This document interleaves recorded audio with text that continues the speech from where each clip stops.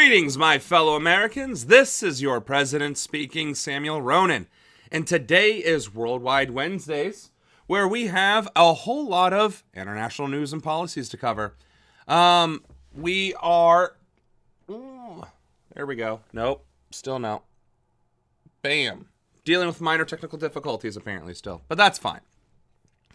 We have a lot to cover. I'm actually feeling a little better. I think I should be hacking and coughing a little bit less. So that's always good, right?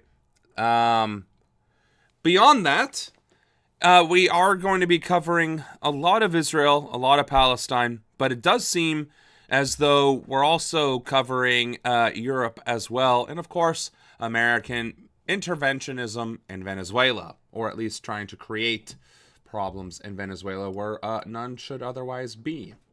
So with that being said, we're going to go ahead and get started and get this show on the road. Tensions over Israel's participation in the Eurovision Song Contest have been growing for a number of years. Critics have pointed to the humanitarian toll of its military action in Gaza, and others have said Israel's government have unduly tried to influence the public vote at the contest. At a meeting in Geneva, Spain and 7 other broadcasters tried to force a vote on Israel's participation in next year's contest in Vienna. Eurovision organisers denied that request and instead put forward a number of measures that were designed to ensure the integrity of the public vote. When that motion passed, Israel sailed through to next year's contest, and almost immediately 4 countries pulled out. Spain was the biggest critic, saying it had lost faith in the management of the Eurovision Song Contest. But Israel welcomed the decision, saying that it had won a victory over people who sought to silence the country. Yeah, of course that's what Israel's going to say, but on top of the fact, Israel isn't even part of Europe. Israel is literally in the Middle East. Literally in the Middle East. And doesn't even border a European country that's a part of the EU as far as I can remember. Yeah, I don't think it does. So, why is Israel a part of Eurovision? Anyway, it would be like Israel being a part of American Idol. That makes 0 sense. 0 justification. So, all of which is to say, I guess maybe it's this video then that is about that. Why is Israel in Eurovision? So let's, answer that question. Why is Israel in Eurovision? Israel's entry this year, Yuval Raphael, has said she's prepared herself for being booed at the competition.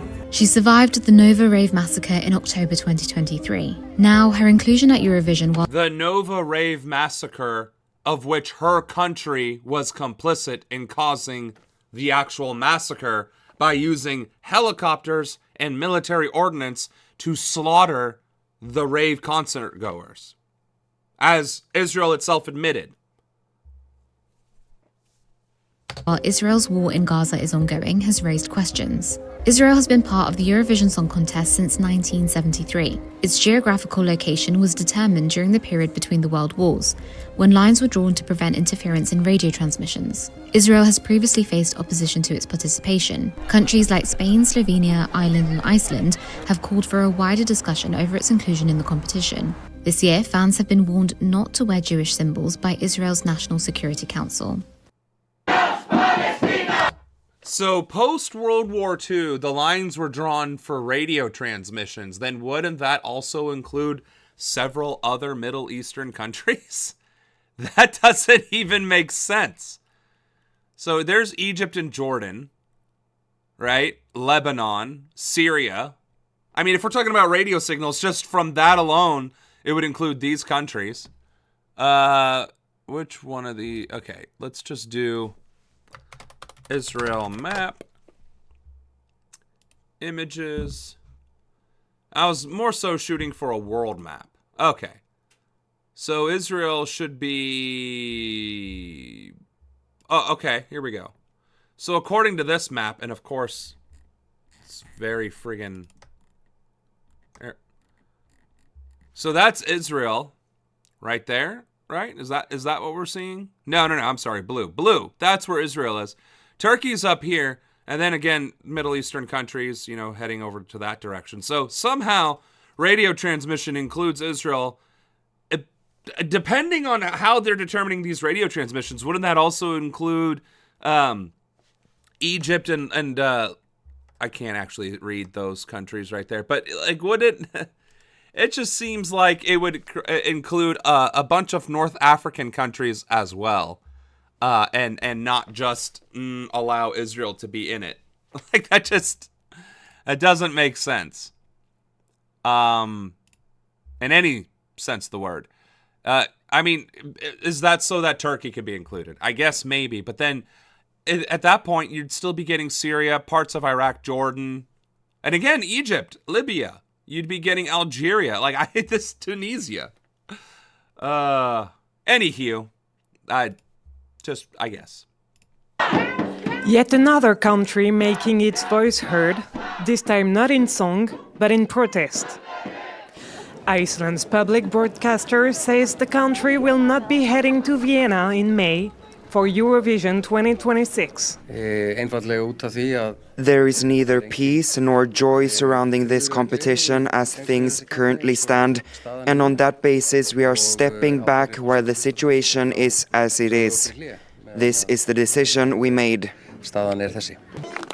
The move is being applauded by some Icelanders, including the country's 1997 contestant. I've noticed that congratulations are raining in, and also gratitude to Icelanders from many places in Europe. This mini-nation is now an inspiration for others. We're an inspiration for others who'd like to do the same thing. So congratulations, Iceland. The board decided on the withdrawal just hours before the deadline for countries to confirm their participation in the contest's 70th anniversary edition. Iceland was among the nations calling for a vote on whether Israel should be allowed to compete, citing its action in the Gaza war. But the European Broadcasting Union chose not to hold that vote. In the days that followed, Spain, the Netherlands, Ireland and Slovenia all pulled out. It wasn't a huge surprise when Slovenia, along with the Netherlands and Ireland and Spain, decided to stay out of the competition. What is going to change, you can never know, but definitely it's not going to be the same competition as we used to know it for 70 years now. Well, that's the thing, right?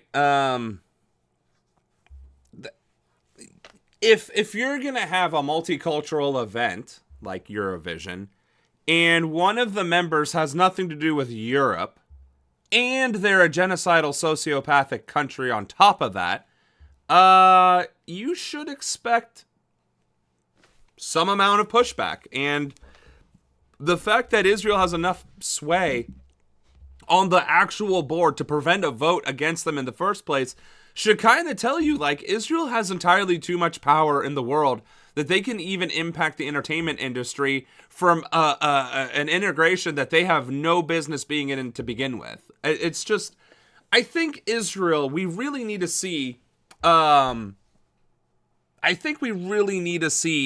some sort of actions being taken against Israel. And maybe that just requires a bit of regime change in Europe and America for that to finally happen, because Israel's influence in global politics and apparently culture is entirely too entrenched. And that has to come to a swift and abrupt end. All right. Right, they had to send a survivor to get the pity vote, which is absolutely disgusting considering the whole narrative on October 7th is still being controlled by Israel, even though Israel itself admitted to its wrongdoing, and the narrative still is being regurgitated that Israel's the victim. Like, that just...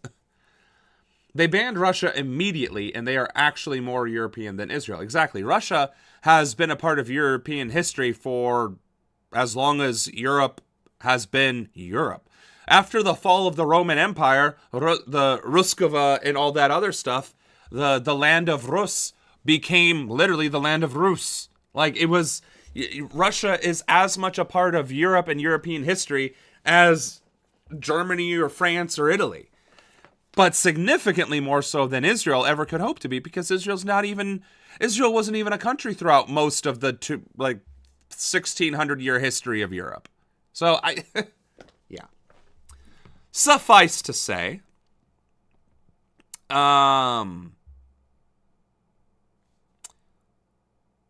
speaking of Israel.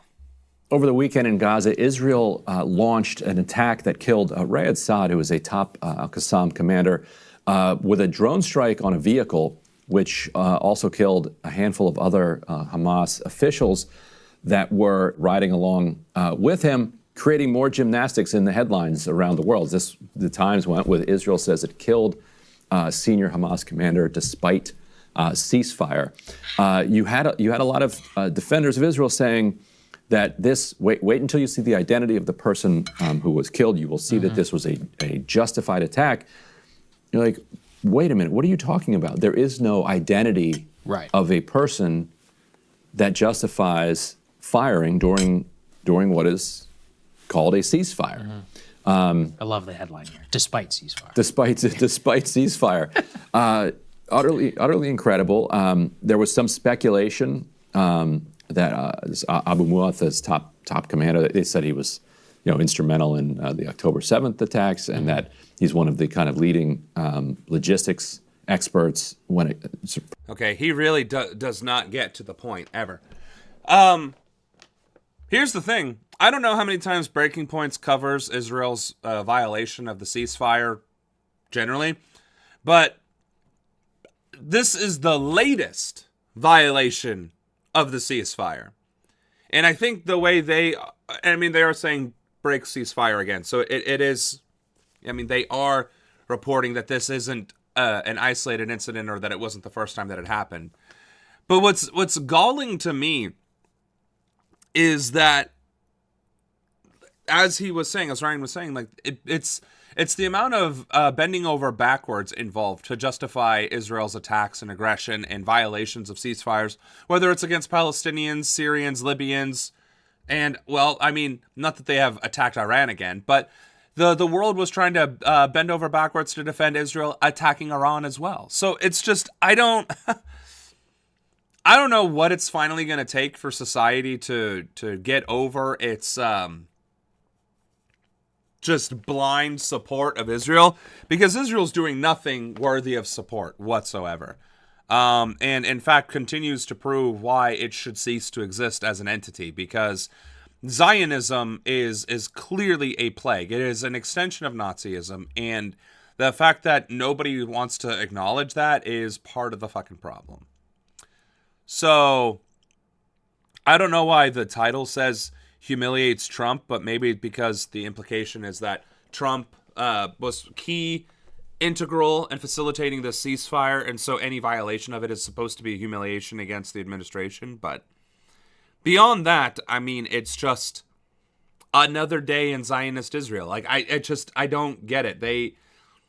They have not gone a single day without violating the ceasefire. So, now, speaking of atrocities, America. Breaking overnight, the U.S. military says it conducted new strikes on 3 alleged drug trafficking boats. The U.S. military says 8 people were killed. These attacks in the Eastern Pacific this time bring the number of people killed during this entire military campaign by the president to at least 95 since it began in September. This also comes as the justification for these strikes is being put more and more in the spotlight and, quite frankly, under a microscope. CNN's Elena Trine is at the White House for us this morning with the latest here. Elena, the Defense Secretary, the Secretary of State, they're briefing lawmakers today. What are you hearing about this? All right. So, Israel continues to violate the ceasefire, and America continues to extrajudicially murder fishermen in the Caribbean and in the Pacific. So, and this comes after the fact that we raided a tanker without murdering anybody. So, we've shown that the United States military is fully capable of arresting these people, or arresting vessels at large at sea, but are choosing to murder these tiny speedboats instead. Like, it's one thing if, we didn't have enough time to send anybody out there, but you had all the time in the world to go after an oil tanker and seize its cargo. But you don't have the time in the world to send, again, speedboats, marine speedboats, or fighter craft, or helicopters to force the boats to stop. and then, arrest them without murder. Like, it just doesn't add up on account of that's just, there is no way it ever will. This is extrajudicial killings. It's war crimes. And the Secretary of Defense is guilty of committing them. And the general or the admiral carrying those orders out is guilty of war crimes. And the president is guilty of war crimes under his administration. So I don't see how there's any debate here. There is no room for discussion. It is a war crime. And when are we going to see any evidence that these are drug boats? Exactly. How are you going to find any evidence that they were drug boats if everything is exploded to begin with? Also, if, what is it, like 1 gram of pure fentanyl, if it became aerosolized or in our water supply, would be enough to kill tens of millions of people or something stupid? Like, that's what they keep claiming anyway, but fentanyl's,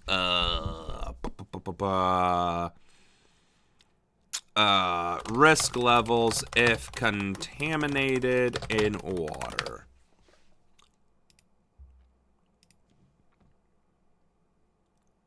Trace amounts of fentanyl have been detected in various water sources globally, but at concentrations so low they are currently considered a low risk to public health for acute harm. Detection levels, health risk, and they're not going to say what that is. Okay, wonderful. Environmental life cycle. That's the chemical compound. That's the life cycle. As little as 2 milligrams of fentanyl can be lethal to a human being. It's been detected in sewage in the Netherlands and Croatia, so on and so forth. Despite the increasing use of fentanyl, its high potential for bioaccumulation and persistence is sparse regarding its environmental fate. Can you answer the fucking question? So,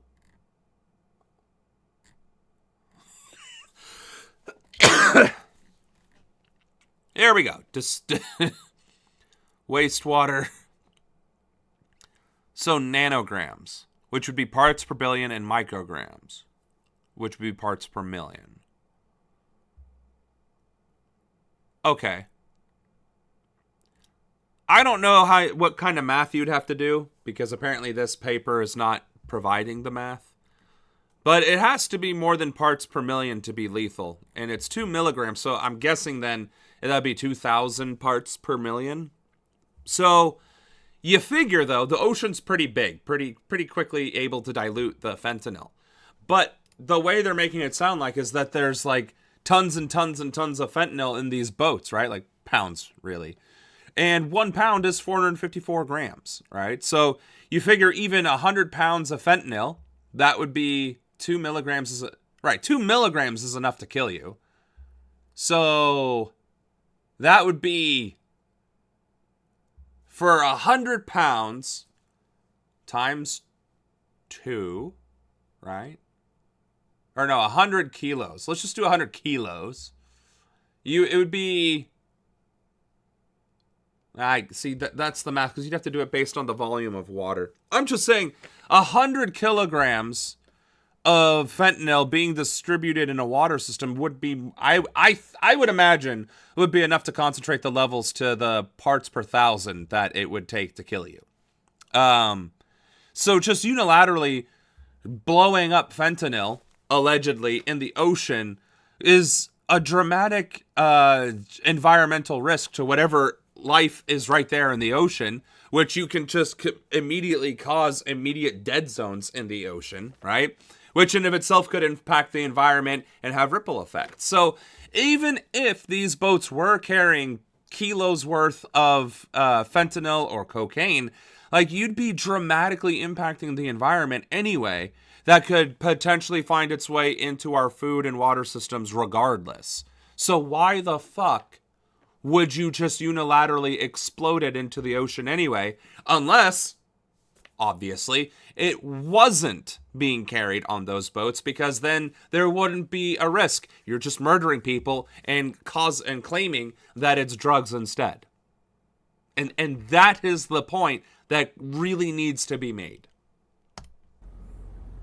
Yeah, this is going to be fascinating because all lawmakers, Kate, both in the House and Senate, are expected to have these closed-door classified briefings with Hegseth and Rubio today. So we're told that the first briefing is going to be with senators at 10 a.m., of course, on these ongoing military operations in the Pacific and the Caribbean, and then afterwards they'll give a similar briefing to the House. Now, we also know that the House Armed Services Committee is expecting to have a briefing later this week with Admiral Frank Mitch Bradley, I should say. He likes to go by Mitch. He's the one who had led that operation back in September, that double tap strike on a boat traveling off the coast of Venezuela that ended up, becoming the subject of much scrutiny over these operations of late. And so all of this is going to be fascinating because a lot of lawmakers have been asking for this kind of access to a lot of these classified materials and getting answers from people like Hegseth and Rubio who have been behind a lot of these operations. Now, of course, I think one of the most interesting things is going to have our relentless Hill reporters chasing down these different lawmakers after these briefings. I know they'll be doing that. And specifically, I think I'm eager to hear the reaction from a lot of the Republican lawmakers who have been critical of many of these strikes. But as you mentioned, despite all of the scrutiny we've seen over these broader operations, and specifically that strike I mentioned, that double tap strike back in September, the military and the Pentagon have not slowed down their operations. We saw the more strikes last night against 3 alleged drug trafficking boats in the Eastern Pacific. That now brings the total number of people who are expected to have been killed in these strikes to at least 95 people. Another thing is we also saw the president take a big move last night by declaring classifying narcotics and fentanyl as a weapon of mass destruction, a huge move that is going to try and provide even more legal basis. Okay. Wow. Really? I think we actually talked about that yesterday, that they're trying to claim that it was WMDs. And they really are now. They are literally officially claiming that what was the other drug? By declaring classifying narcotics and fentanyl as... So narcotics in general, and specifically fentanyl, as weapons of mass destruction, which gives them broader powers under the anti-terrorism acts that were passed during the global war on terror to extrajudicially use military powers against terrorists. Like, this is absolutely batshit insane.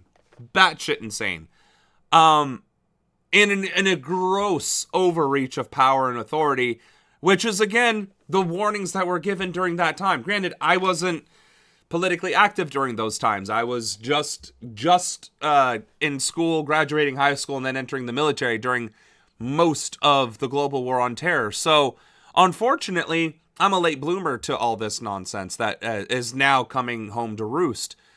But I know for a fact that there was a lot of scrutiny and a lot of decrying. Like, if you pass these laws, it will be abused in the future.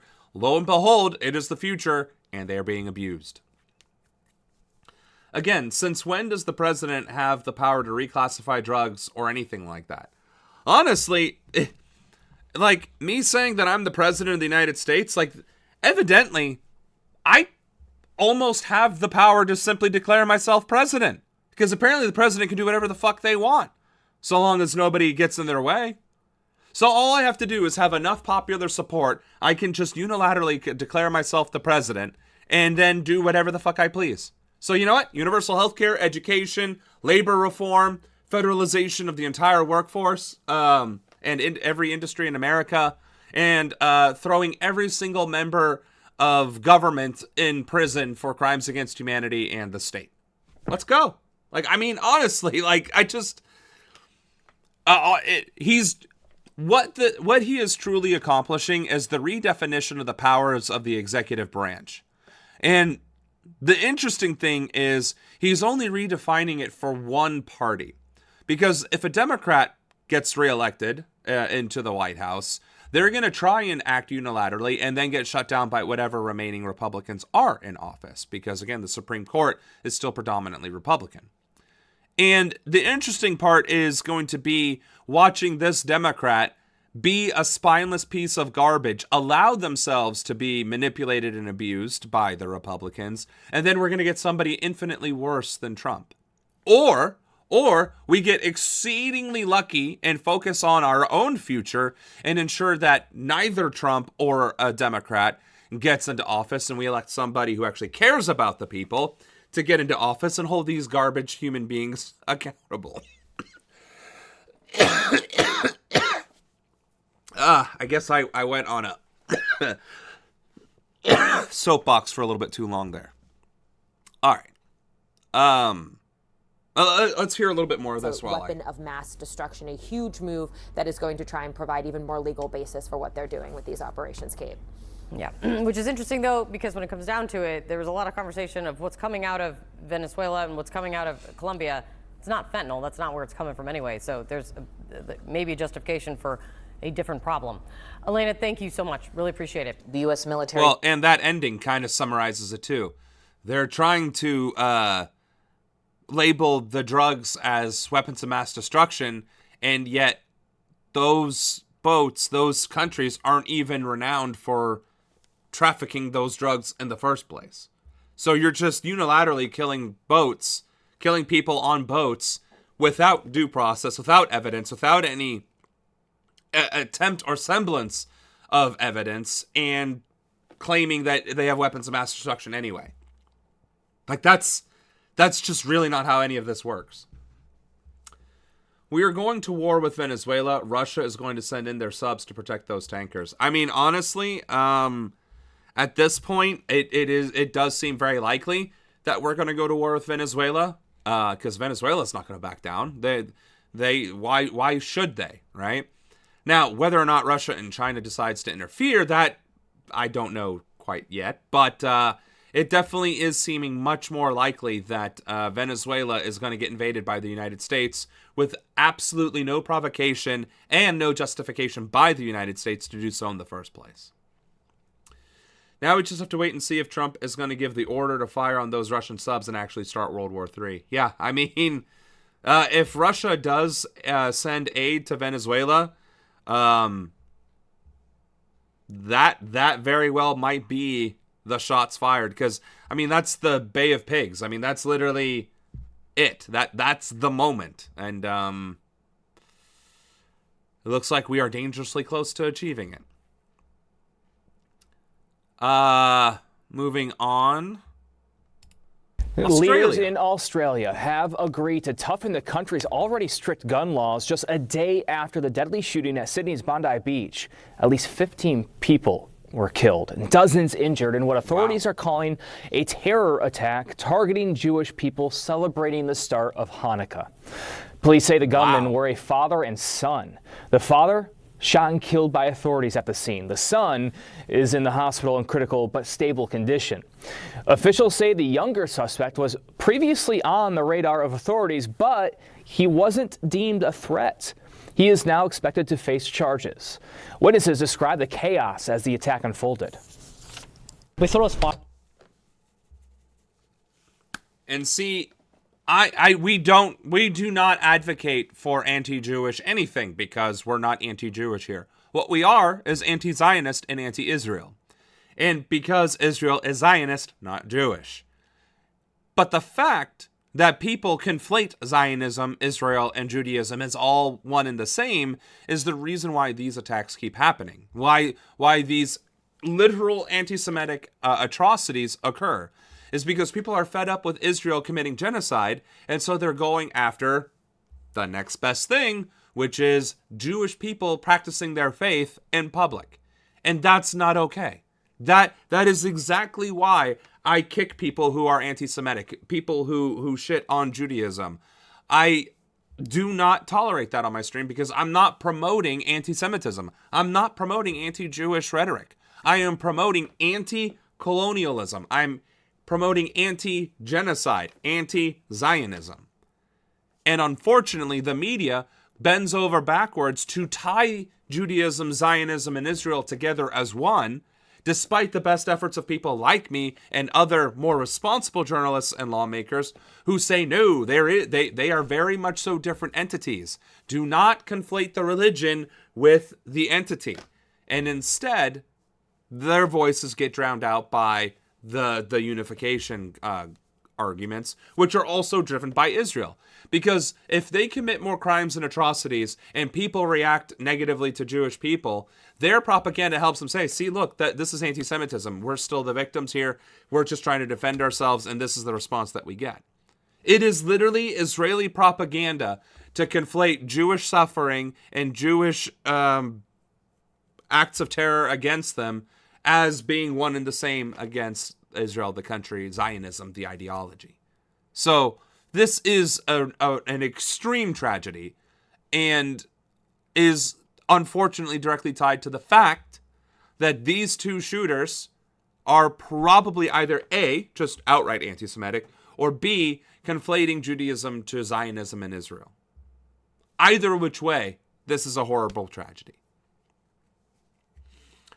China will not in an upfront way, but they will supply weapons. They have already. China sees this as a chance to test all their new weapon systems in combat, the same reason we gave all those weapons to Ukraine.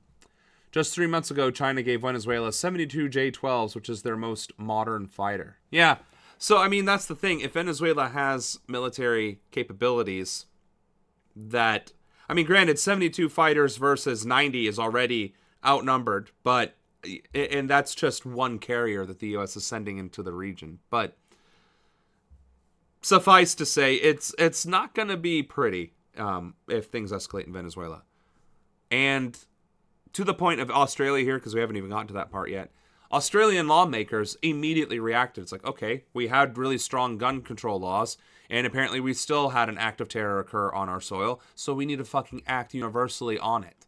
And the thing is, Australia also has right-wingers and liberals and so on and so forth, and yet they all came together to pass legislation to prevent these kinds of tragedies from occurring. That is the point of governance, is to ensure public safety and prosperity. In this case, safety. Fireworks at the start, and then next second we see people lying on the floor, so a kid gets shot. It was probably the worst feeling I've ever seen. All hell broke loose. There's just people everywhere, kids screaming, just people screaming, and yeah, just everyone everywhere. Just yeah, it was horrible. As Australia plans to tighten its gun laws, the country's Home Affairs Minister announced earlier it will expand and expedite the visa process for the victims' families. Of the number of people who will have family members overseas, not only in Israel but in other parts of the world, who will want to be able to get them here rapidly for funerals. We have set up a specific section of the department rapidly dealing with visa processing at a pace that would not ordinarily be there, to make sure that, given the often speedy nature of funerals in terms of the timeline in the Jewish tradition, to make sure that we maximise the chance for family members to be able to be reunited here at the worst of times. And that's exactly the right thing to do. And the fact that governments can expedite processes and make things easier and without necessarily sacrificing their own public security or sovereign status just goes to show that, like, this whole, we don't have to be a segregated global community. We could embrace diplomacy. We could embrace cultural exchange. We could embrace exchange of travel, goods, resources, and make that our primary focus. We could do that. But we're so vested in this separation of nationalism, of identity. And then, of course, the fact that there are a significant number of criminal elements, whether they're terrorist organizations, whether they're cartels, whether they're just gangs, that would absolutely take advantage of being able to cross borders with less scrutiny, or at the very least, expedited processes. It's just, we are not at a place in history, I suppose, where society has evolved to a point where we can get past our fundamental differences, which is usually just social or cultural constructs. Because there are no fundamental differences between us as a species. It's literally all made up bullshit, and history and tradition that separates and divides us. So, the fact that we can come together during tragedy, but not during any other time, is a testament to the sheer amount of failure we as a people have achieved up to this point in our species' history. So, on that note for this story, I will say that it's all of these mass shootings are always a tragedy, but when they come at the expense of an extremely vulnerable and victimized group, it just makes it that much worse. Which is why I'm so angry when we talk about Palestinian genocide. Why I'm so angry about how much the Sudanese people are suffering. Why I'm so angry that this happened, right? It's just, these are unnecessary tragedies and atrocities, and it seems like the world can react quickly and appropriately to them, but they won't lift a finger to prevent them from happening in the first place. And therein lies the quandary, right? If we can react to these tragedies as necessary with absolute rapidity, but we can't do the same thing to prevent them by providing, mental health care, access to health care, access to just, the services needed to get rid of or at least to treat the mental and social disparities that are there. Or, not give credence and platforms to discriminatory, xenophobic, racist, or otherwise negative influences. Like, yes, free speech should be protected, but that doesn't mean it has to be guaranteed a platform. You want to stop these atrocities from happening, stop giving people a platform to promote these atrocities in the first place. That's how you fix society.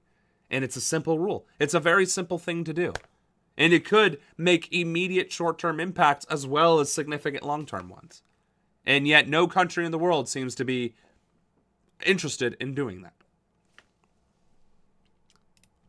And let's talk a minute about that heroic bystander who tackled the gunman in Sydney, which Angus just showed us that video, but we do want to warn you that the video we are going to show you again is very disturbing.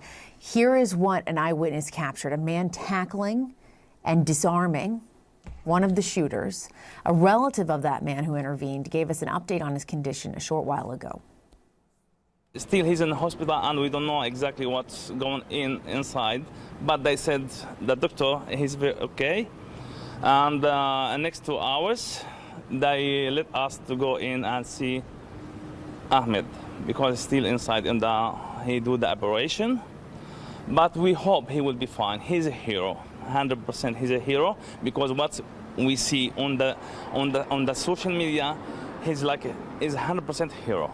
Yeah, he have 2 shots. I 100% agree, but I don't see him getting shot in this video.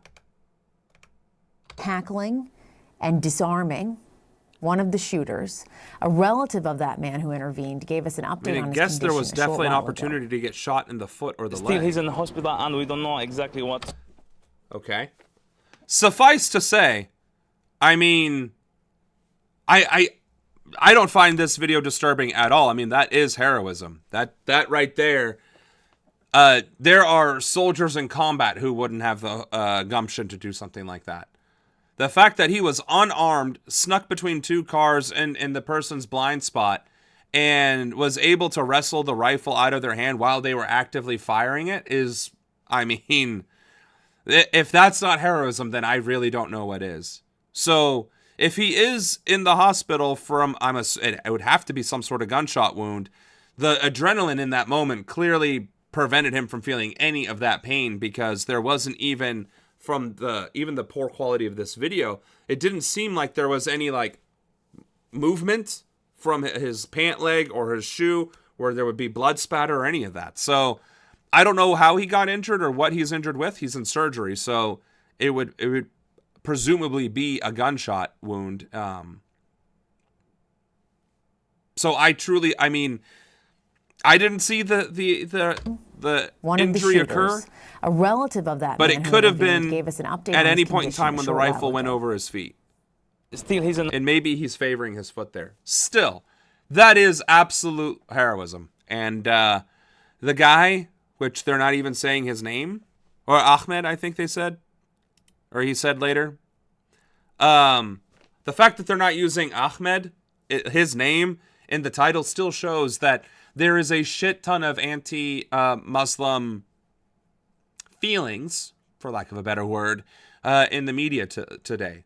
We still can't venerate Muslims or Muslims or Middle Eastern people as heroes or as prime members of society or anything like that in modern media, and still to this day, because of the repercussions of the global war on terror and the absolute propaganda machine that was built around it.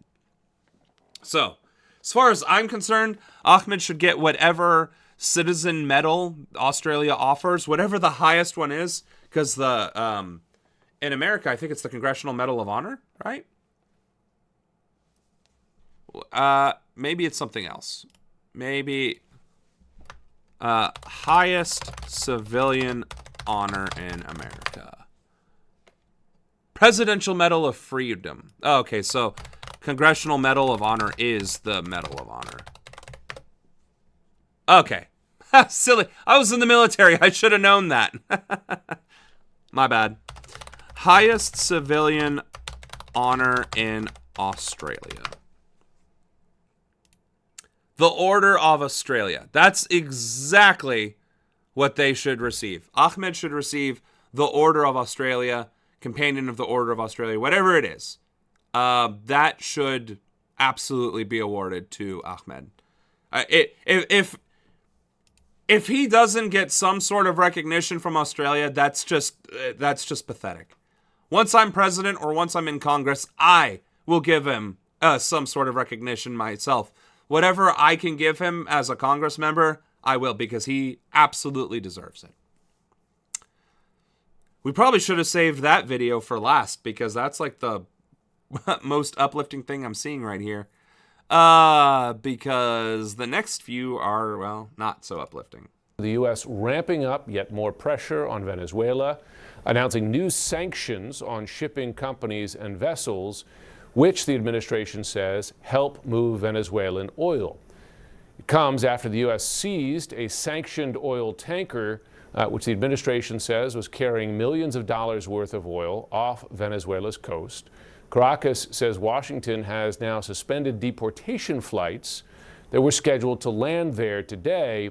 A U.S. official says that's not true. Stefano Pozzebon, he's in Caracas, and he joins us now.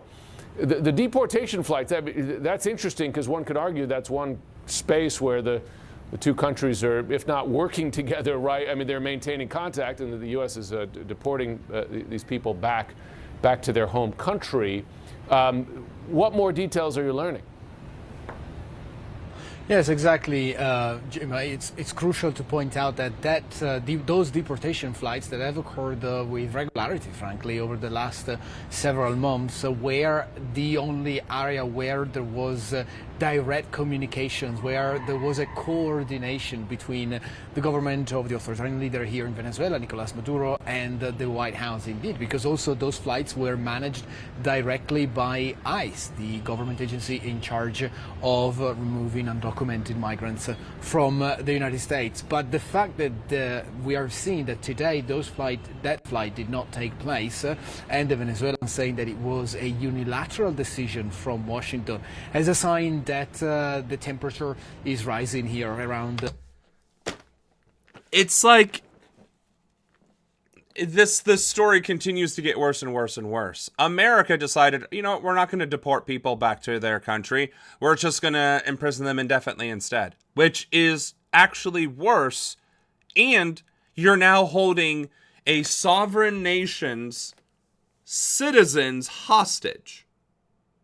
You're murdering people extrajudicially in international waters without trial process or even evidence. And you're threatening ground invasion of a sovereign state. Like, everything America is doing is the wrong thing. We are the bad guys. We are the aggressors. We are the adversary. We are the Axis powers in this discussion. Venezuela, for all intents and purposes, has done nothing wrong with any of this stuff that is currently transpiring. Whatever you want to talk about Venezuela, whatever you want to talk about with Maduro, you can talk about that all day long. But when it comes to the aggression in the Caribbean, when it comes to the drug trade in the Caribbean, when it comes to the deportations and threatening Venezuela, Venezuela did nothing, absolutely nothing to justify any of those acts, let alone all of them put together. So, the escalation continues on more than one front. And I guess the fact that America is also sanctioning Maduro family members is just the cherry on top. Nicolas Maduro in particular. One other point, for example, is that we had not seen military people on the screen here in the Venezuelan television for the last few weeks, perhaps as Maduro wanted to portray the picture that he was ready to sit down and speak with Trump and try to mediate. Well, a couple of hours ago we did see the defense minister, Vladimir Padrino Lopez, who, by the way, is also accused by Washington of being a narco-trafficker with a bounty of $25 million on his head. And this had him to say about the growing tensions on the Caribbean. Que nadie se equivoque con Venezuela. Let's not fool ourselves around Venezuela. We've seen efforts to intimidate us, sending United States armed aircraft close to our coasts. We, with great humility, we say don't fool yourselves. We're ready to defend this country. I don't know if we talked about this before. We probably have, but I don't know the numbers off my head. Oh, Jesus. Vela military. Okay. The Venezuela military has conscription. So that right there is going to be a big issue if America actually decides to aggress further. And their active duty personnel is 109,000 with 220,000 paramilitary as according to what is being reported, which is about the full strength of the Air Force. A little bit more than the current, or at least the Air Force when I was in. On top of that,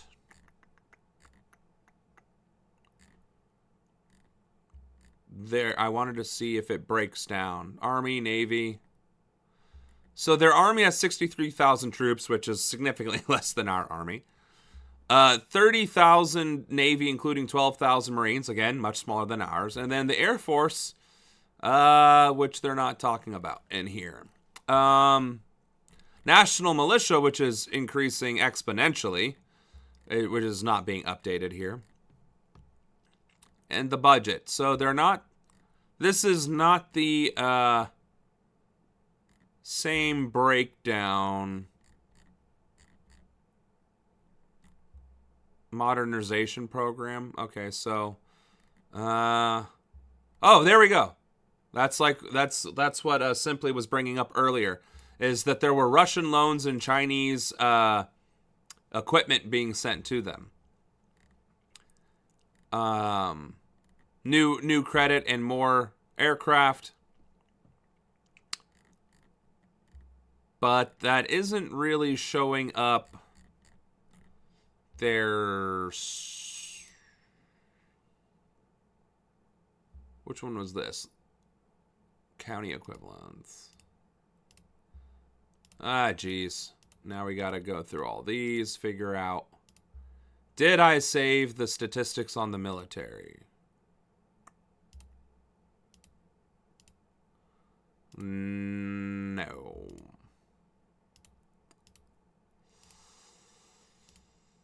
Damn it. Let's see. Global military. No.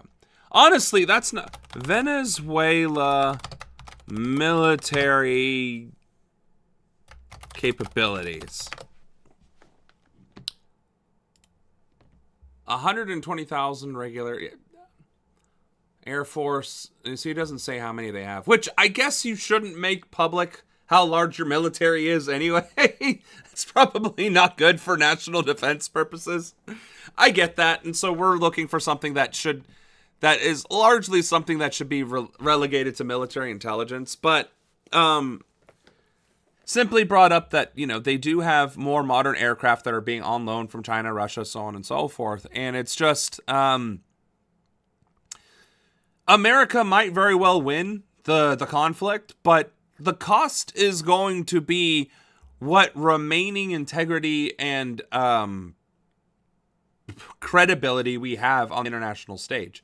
If we actually attack Venezuela and try and depose Maduro, we are going to be solidified as a pariah in the global community. And I would not be surprised if the United Nations begins actually sanctioning the United States. There have been, of course, a little bit of talks of sanctioning certain individuals in America, and maybe it was briefly brought up of sanctioning Trump as a person, not as the president. But if America truly invades Venezuela, like I would not be surprised at all if NATO, if the United Nations, if other diplomatic treaty alliances started, pointing the finger at America. It's like, what are you fucking doing? You are 100% out of line. So even if we win the war, the battle, so to speak, we are 1,000% going to lose the war. So we'll lose. I'm sorry. Let me try and rephrase that again. Even if we win the battle with Venezuela, we will use the war of credibility on the international stage. And that is not something that we can weather because we are fully reliant upon international trade. We are 1,000% reliant on global trade. If the world turns its back on the United States of America, we're fucked. Because we don't make anything in our country. We grow only a few things in our country, and we can't grow most of the citrus stuff. And let alone the tropical things like bananas and coffee and tea and all that other good stuff, right? So if push comes to shove and the world isolates us, we're screwed. And no amount of posturing and no amount of threatening and hemming and hawing is going to change that. We're ready to defend the country. Once again, a return to the type of rhetoric that we've seen in times of heightened confrontation. And I think I want to point out to three areas and three main issues that are happening in this standoff between Washington and Caracas. There is, of course, the deportation flight. And if those flights were indeed stopped because of a decision from Washington, that is the number one issue for the Trump administration. If those have been stopped, it's because something is really happening in the same place. Jim?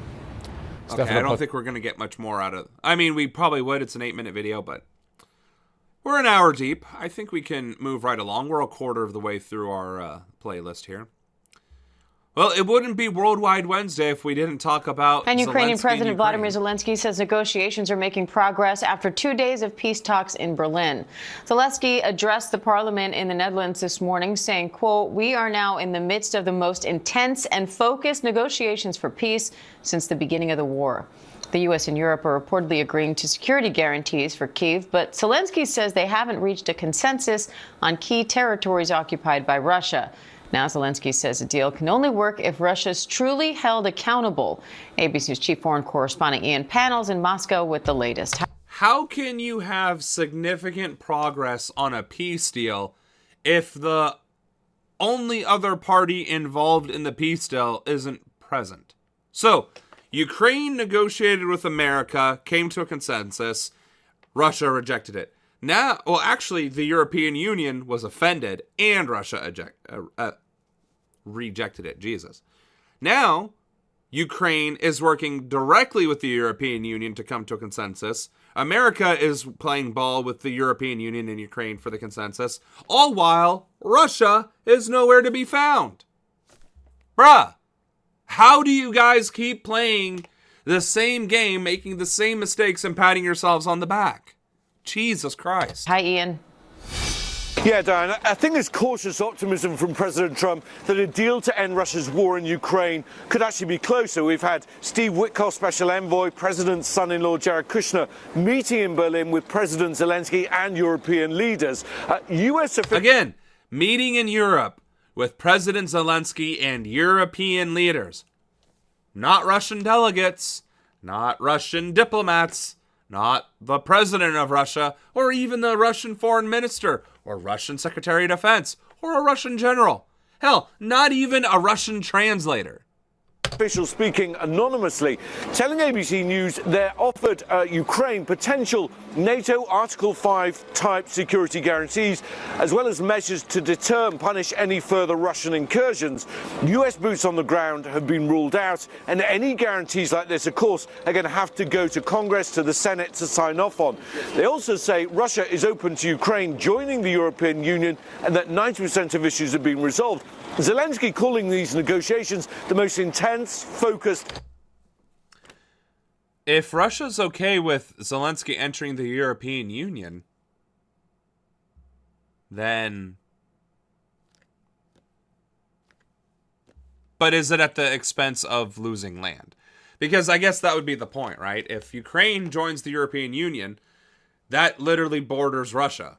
So Russia would want a bigger slice of the pie, I suppose. But again, that's weird. How is Russia saying that they're okay with Ukraine joining the Union if they're not part of the talks? So what? We're just conjecturing right now? Is this part of Russian state media? Like, what? Where's this even coming from? Since the start of the war, but he's warning that there's still no agreement on the critical issue of territory occupied by Russia. More talks are taking place today, and then, of course, the ball comes here to Moscow's court. Today, the Kremlin not appearing to want a compromise, only saying its position is consistent and clear, and appearing to rule out an idea floated in Berlin of a truce in time for Christmas. Diane?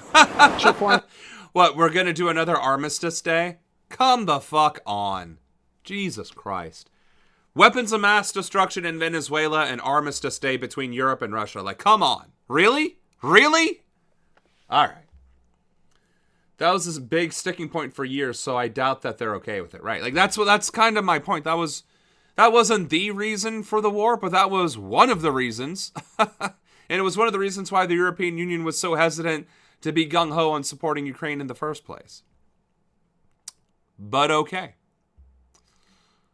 A new investigation uncovered. It's been a while since we talked about these chuckle fucks. But I guess the Tate brothers were freed from Romania, and we're going to find out why. How right-wing influencers Andrew and Tristan Tate, who face pending rape and human trafficking charges in Romania, courted powerful conservative allies in the U.S.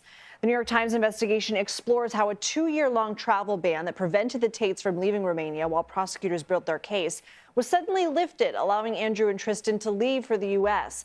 The Times found that the Tates built alliances with 2 of President Trump's sons and other members of the Trump administration who played a crucial role in their release from Romania. The brothers have denied all criminal wrongdoing. Joining us now is one of the co-authors of this piece, Megan Twohey, Pulitzer Prize-winning investigative reporter for the New York Times. Megan, it's an honor to have you here. Maybe she's actually worth her salt and will give us some good reporting. The Daily Report. First, can you explain to us who these men are and what criminal allegations they're facing? Sure. So Andrew Tate and his brother Tristan are huge stars in the manosphere. They have come to prominence and gained a huge following of primarily young men by preaching brazen masculinity and chauvinism. They ran a porn business for about a decade where they bragged about luring women in and pushing them into making sexual online content for paying. So they bragged about it for they bragged about trafficking women for a decade and forcing them to make adult content, which is one of the charges they faced, and yet they claim there's no wrongdoing after literally bragging about it. And then 2 of Trump's family members, and I guess Tucker Carlson and stuff, and other individuals like him, went to bat for these 2 sociopaths and got the Romanian government to relent? That's disturbing. Customers, and they also have taught courses to young men about how to make money and exploit women. And since 2022, late 2022, they've actually been under criminal investigation. They're not currently charged in Romania with coercing dozens of women into that porn business. And Andrew has also been charged of raping one of the women and having sex with and beating a 15-year-old. So how were they able to get released?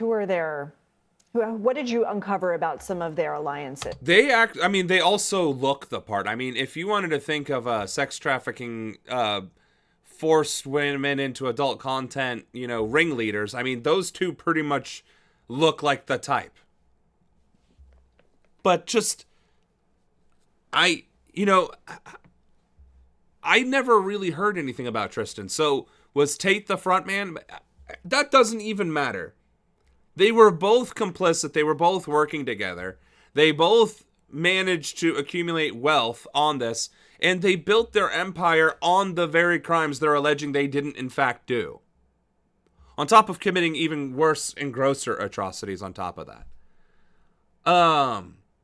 Yeah, they look sleazy as fuck. It's just, wow. That they built. So we found that the release, in February of this year, their travel bans were released.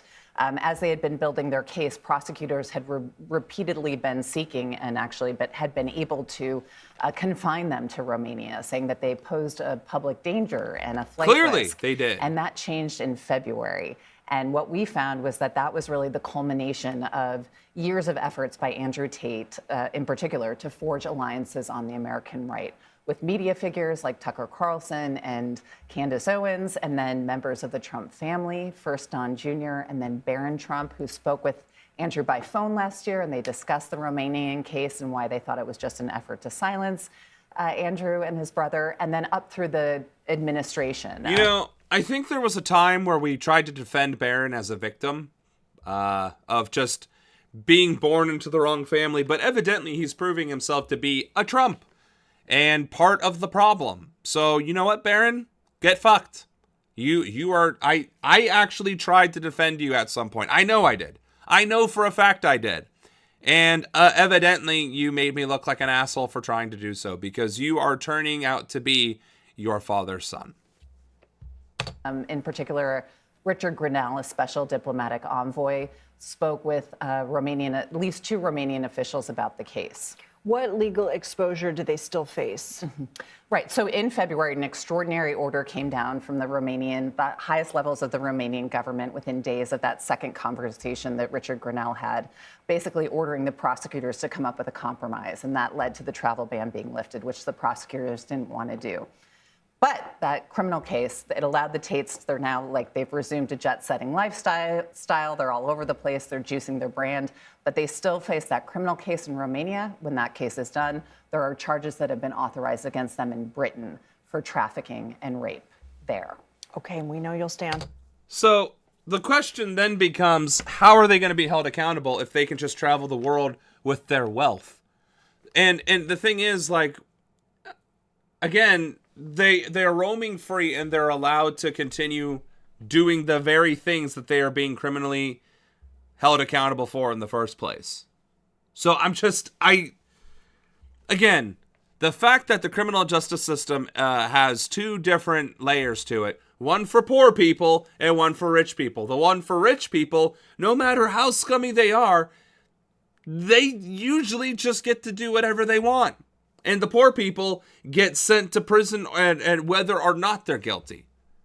I find that extremely disgusting. And the case is ongoing. So, wonderful. I always give kids a chance, but this little asshole proved us wrong. Well, I guess the apple doesn't always fall far from the tree, right?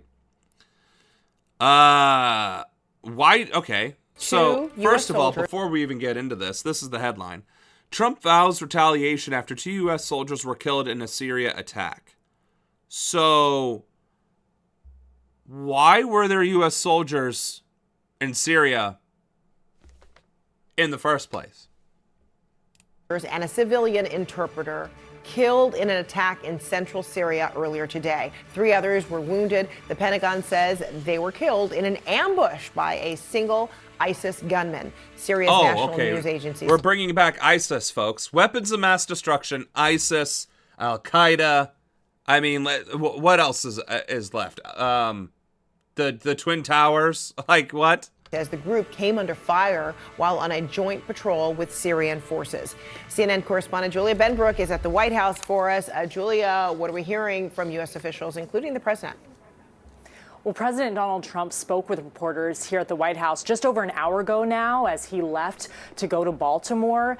He didn't speak with us for long, but his comments focused in on this attack in Syria. He said that he was mourning the lives lost. That includes two U.S. Army soldiers, as well as one civilian interpreter.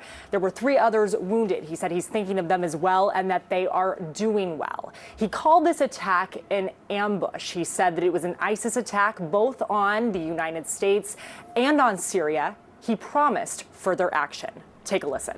So, isn't the Syrian president the former al-Qaeda terrorist leader? So, why is ISIS... I guess it's like rival gangs at this point. ISIS is attacking al-Qaeda, which is now Syria.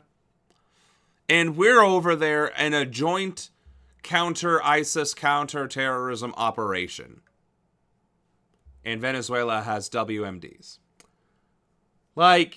I don't understand how we just continue to play the same record over and over again without even changing the script.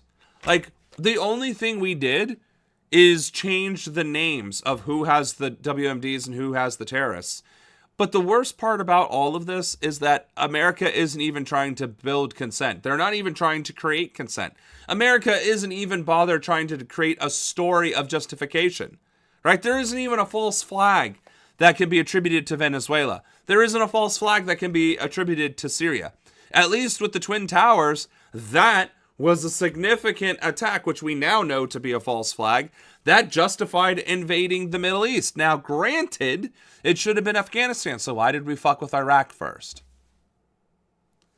Hence why false flag and falsification and generating support and manufacturing consent, right? It's just, we're not even bothering with the niceties of engaging in illegal war anymore. We're engaging in the illegal war first and then coming up with excuses later. That's how far we have fallen at this point. I think that's all there is to say on that. Speaking of right-wing extremism, I guess, Chile has elected its most right-wing president in 35 years of democracy. The arch-conservative Jose Antonio Cas sweeping to around 58% of the vote with an unassailable lead over Janet Jara, who headed a broad leftist coalition. Cas campaigned on a promise to expel more than 300,000 immigrants, taking a firm hand on near-record crime rates and to restart the stalled economy. Well, let's hear first of all from Cas. I love how these are always the promises that are made. We're going to get rid of the most desperate elements of our society. We're going to crack down on crime, which is something extremely arbitrary.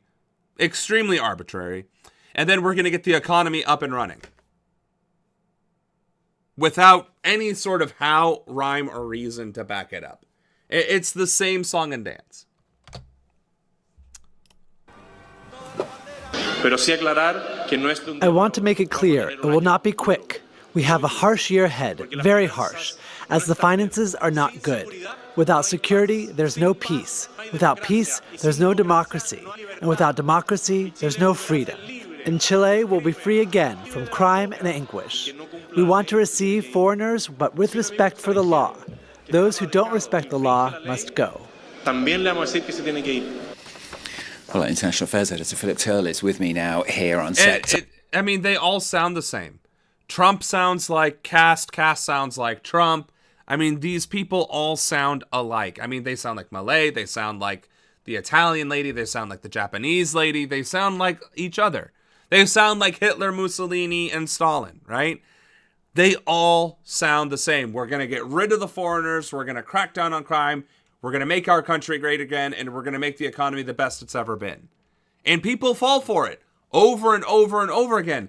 even when there are leftists saying the exact same thing. Hey, we're going to address the humanitarian crisis of immigration. We're going to address the economy. We're going to address the crime rate. We're just not going to do it with cruelty and violence. We're going to do it with compassion and empathy and ensuring that we're not, violating international law. And apparently that holds less weight than we're going to beat the ever-living Christ out of everyone. I don't get that. When people say that human beings are violent by nature, I try to say, no, we're not. We are compassionate by nature. Our society forces us to be violent. And then you have the rhetoric of kill them all and let God sort them out versus we can work together to solve our problems and kill them all ends up winning. So maybe humans are intrinsically violent, or at least our society globally has forced us or driven us to become violent by nature because capitalism is violent by nature and capitalism drives the direction of society. That's the only thing I can think of. Because otherwise, this is... I cannot imagine that people would willfully hear this rhetoric and be like, yeah, this is spot on. Absolutely, this is what we want to do. Without any context.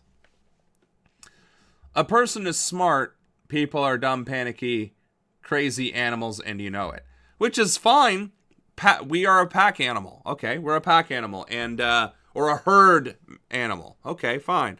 And if the herd panics, we run off the cliff together. I get that. I understand that. But we also evolved by forming communities, tribes, what was the next one? Villages? Right? Like that's how society evolved from being animals in nature to being civilized in modern society. So the fact that our unifying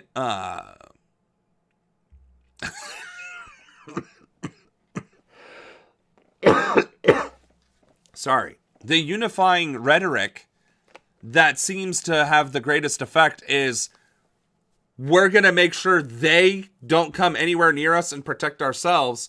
That fear and security and scarcity mentality is what keeps winning is kind of depressing. Because we should be figuring out new and more imaginative ways to be working together and not ostracizing others. And that's within the in-group, right? Because it ends up being this thing of you're in the in-group, but you're not in the in-group. You're not in the in-group enough to be considered one of the in-group of the in-group. Until it becomes this consolidated mass of zealotry, which then results in the ultra-nationalism, fascism nonsense. Where only our dear leader is the word of law, the word of Christ, the word of God. And that's why cults form. That's exactly how cults form. And that's what these rhetorics always amount to, is a cult-like mentality of authoritarianism. I don't get why that keeps working. I really don't. And I'd rather not try and engage with it on my own because I don't want to be a cult leader. And even if I become exceedingly successful and popular, I still don't want people to venerate me in a cult-like fashion. Respect and support me when I'm worthy of respect and support. Otherwise, hold me accountable. That's the way it should be, and yet we're seeing is not the way things are. First of all, who is he, Philip? Jose Antonio Casta. Right. Well, there are lots of comparisons that have been made over the past few hours. Donald Trump, Jair Bolsonaro, the former president of Brazil, Javier Milei, the current president of Argentina. Is he like any of those? Well, he's a fan of Donald Trump, that's for sure. But he's reserved, he's cautious, he's apparently lacking charisma, so he's not in the same type of domain as Javier Milei with his chainsaw, for example. But below it all, even though he appears to be a fairly nondescript guy, he is, in fact, ruthless, and those who know him say you're either with him or you're against him, but there's no middle ground. So he's 58 years old. He's a professional lawyer. He's a practicing Catholic. He's got 9 children. He's the founder of Chile's Republican Party, and this is the 3rd time that he's run for president, and he's finally, 3rd time lucky for him, he's got the job of president. He's also known to be against abortion. Even in the case of rape, he's against any type of contraception pills. He's also against same-sex marriage. And there's something else that I think is also not always known about him. That is that his father was a member of Hitler's Nazi party and a soldier during the Second World War, and his brother was a minister under the former dictator Augusto Pinochet and head of the central bank during the time from 1973 to 1990. I mean, Papa was part of the Nazis, yeah? And then they went to Chile after they lost the war. And then they taught little Jose Antonio Cast how to do what the Papa did in the Nazi land, yeah? What the fuck? So,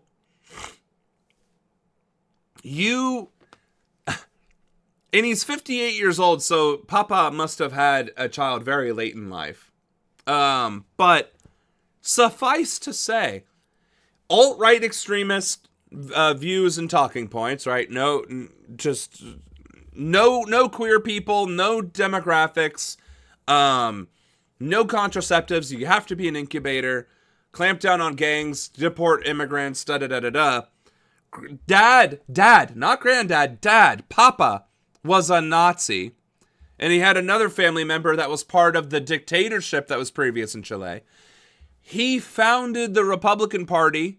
So it's not like it existed and then the Tea Party infiltrated and he was part of the Tea Party. No, he just straight up created it whenever it was that he created it.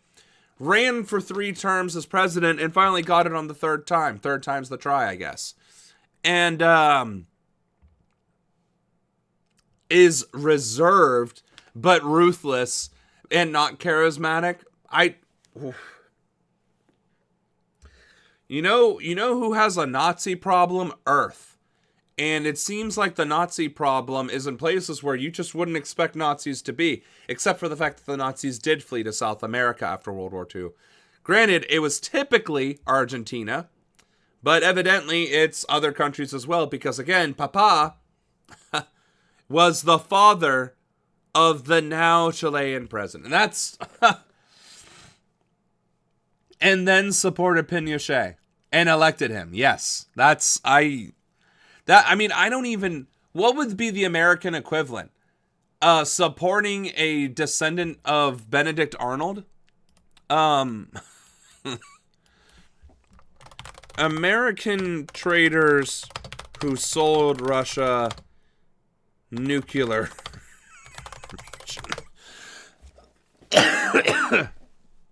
Julius and Ethel Rosenberg. That would be like literally electing one of their descendants. The equivalent, right? In America, it would be like if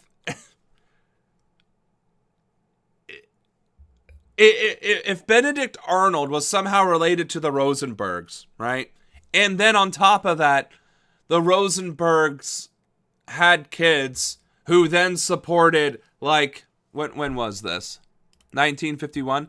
Who supported Nixon and other treasonous, traitorous things that happened in America in between then, and then elected their child to president. Which is, of course, valid because Trump, Daddy Trump, had ties to Nazism. Right? Was Daddy Trump Sr.?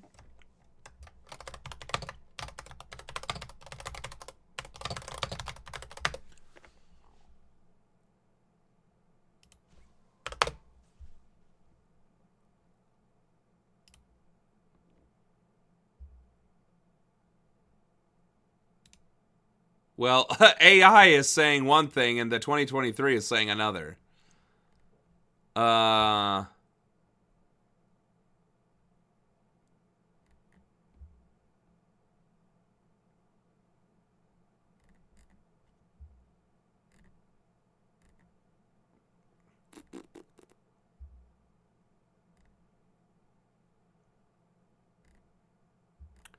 So, damn it.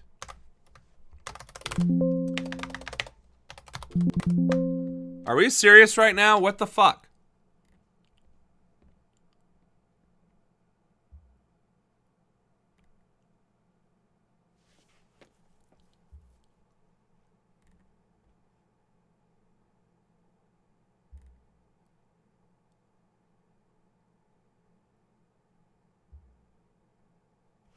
Okay, so this is him denying that he had a copy of Mein Kampf, but not his father, which is weird because that's what that shot showed up. And this is a YouTube video. News talk. I mean, I've been saying this for years since Trump was elected, that we're getting into the 1930s vibe. People, I have a history degree, useless degree. And that's a podcast, so we're not listening to that. That's on Facebook.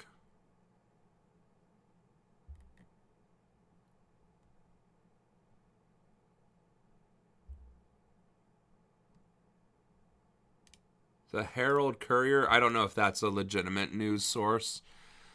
I'm going to go with maybe not.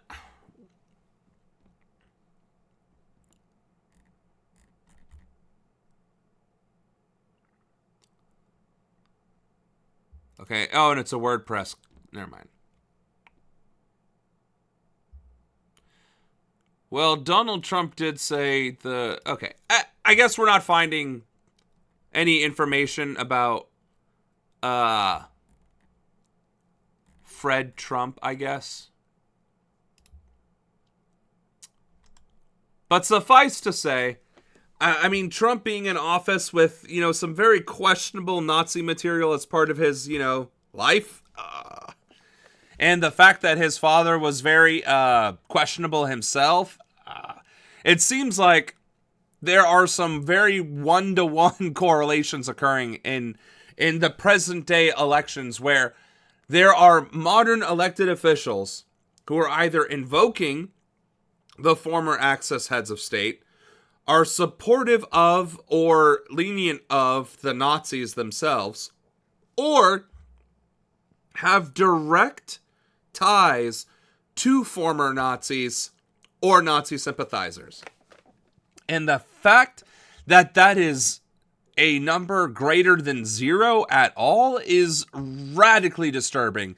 The fact that it's, I think, approaching a dozen is deeply, deeply concerning. Let's see. Das Chile, we went there and das was good. They make it feel like the fatherland. Bunch of them came to America. Van Braun should have been hung as the mass murderer. He was not put in charge of our space program. Exactly. And True Steel, welcome. Hello. How's it going? You caught us in the middle of a research moment. Yikes. This news clip is pretty disturbing. The election pledges, there are two main ones. You can see them behind me. The first one is to clamp down on violent gangs, and the second one to deport 340,000 illegal migrants.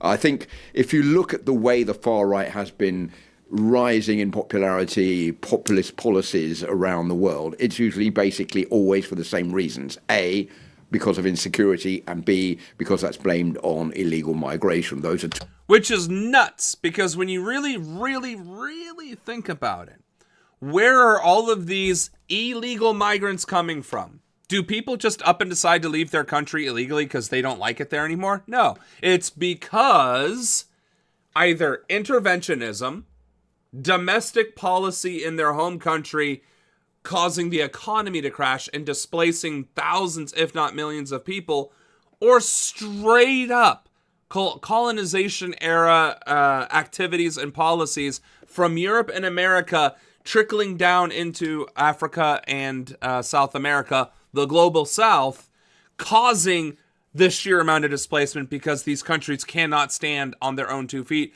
without being indebted to the IMF or to the United States. And again, I want to reiterate the interventionism, the military interventionism, helping countries coup their democratically elected officials who were socialist and replacing them with dictators who had no business being in charge of anyone, let alone a country.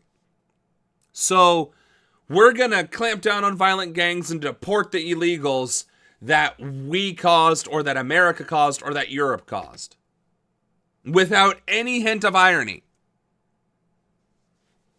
Two of the issues that have brought cast to power here in Chile, he's been pledging to do exactly what Donald Trump is saying that he is doing, and that is kicking migrants out of the country. Many of the migrants that are in Chile are coming from Venezuela. You mentioned those two pledges there. There's another one, isn't there, about boosting the country's security. I mean, how bad is criminality in Chile? Well, it's not as bad as it is in other Latin American countries, but that's not enough to placate public opinion in the country, in Chile. If you look at the homicide rate, it is 6 per 100,000. That is an increase of 3.5.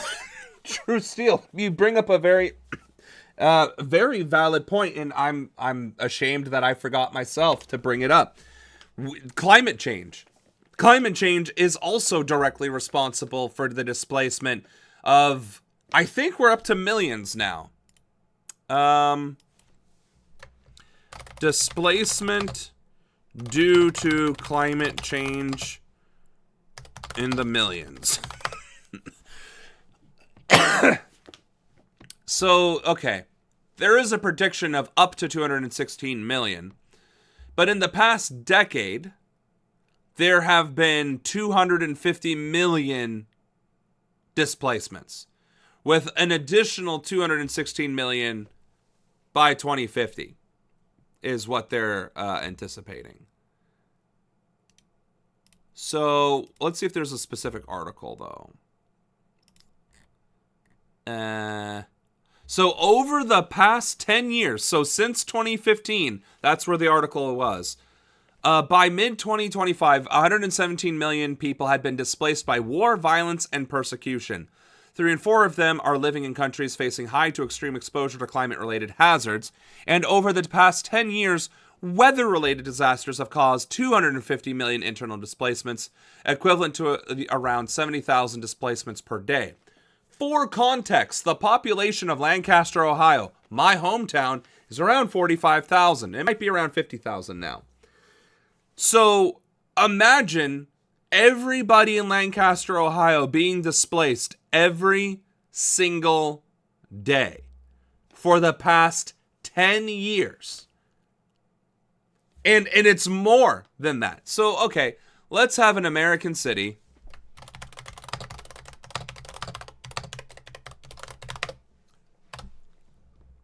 There are hundreds. I get that. 50 states and Washington. These are probably the largest cities.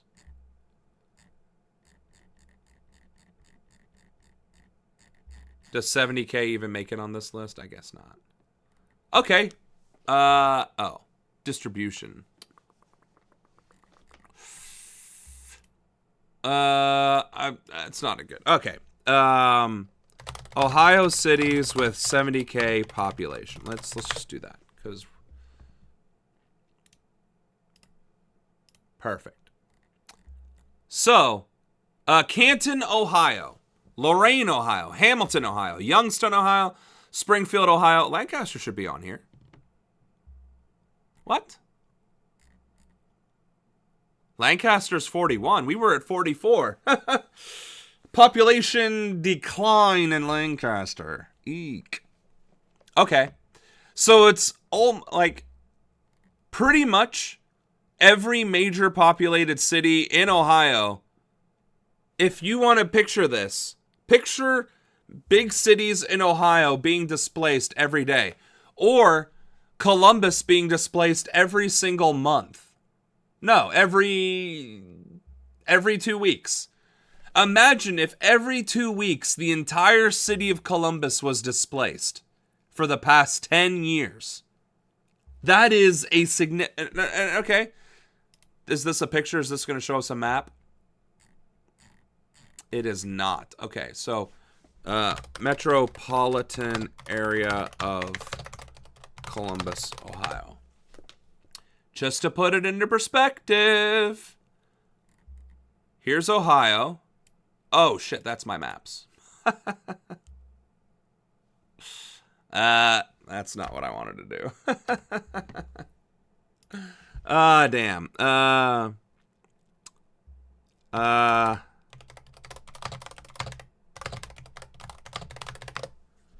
That's... What did I just dox myself on here?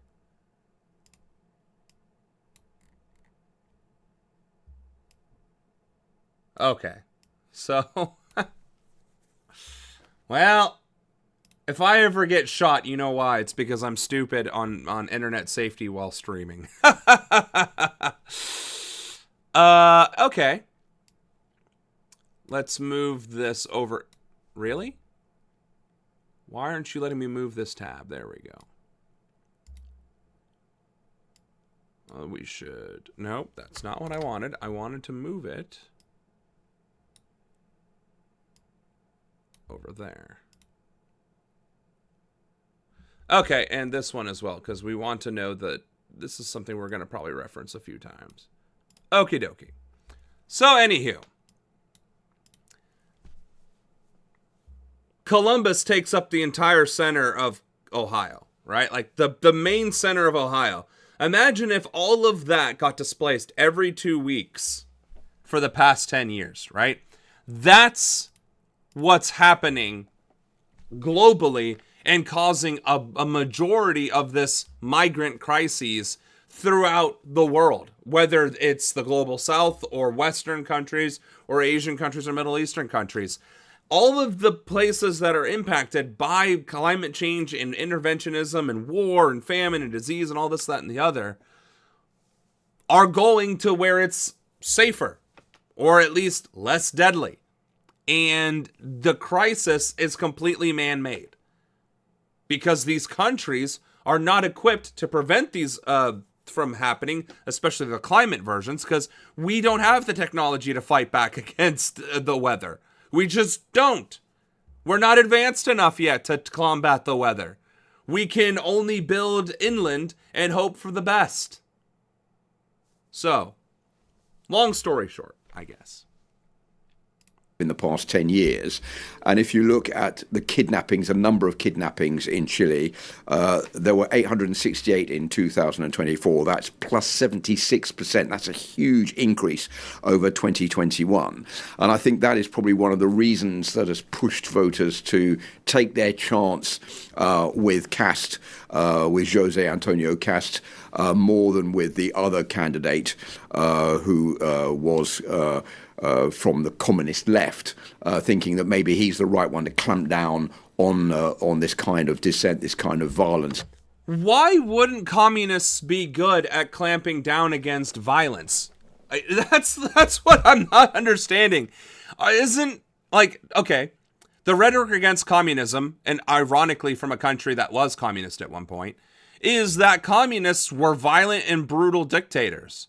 So wouldn't a violent or brutal dictator be even better equipped to stop the homicide rate and kidnappings and all this, that, and the other, while redistributing resources and goods for better equality? Like, I don't even understand the argument from a propagandist point of view that would make fascism more appealing. I guess fascism has better marketing. It's got to have better PR for some strange reason, considering the worst people in history were fascists.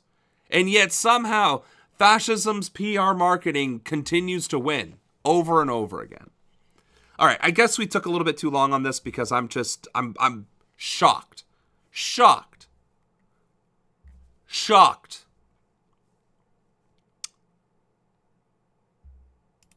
Okay.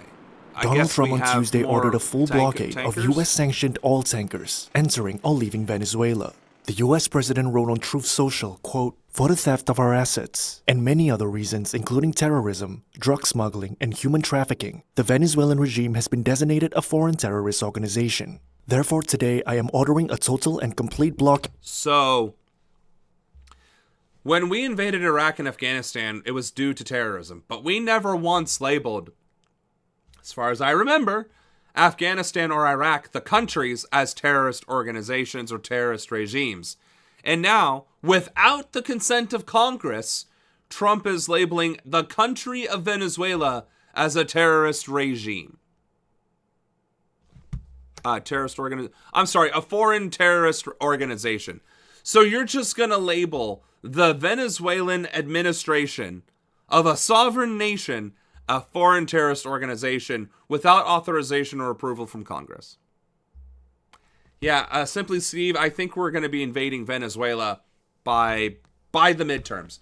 by the primaries. Before the primaries have even kicked off, we're probably going to be invading Venezuela. Detonated a foreign terrorist organization. Therefore, today I am ordering a total and complete blockade of all sanctioned oil tankers going into and out of Venezuela. Which is a fancy way of saying we're going to steal oil tankers from Venezuela and dramatically reduce our own gasoline prices with stolen oil tankers from a sovereign state without any congressional approval to do so.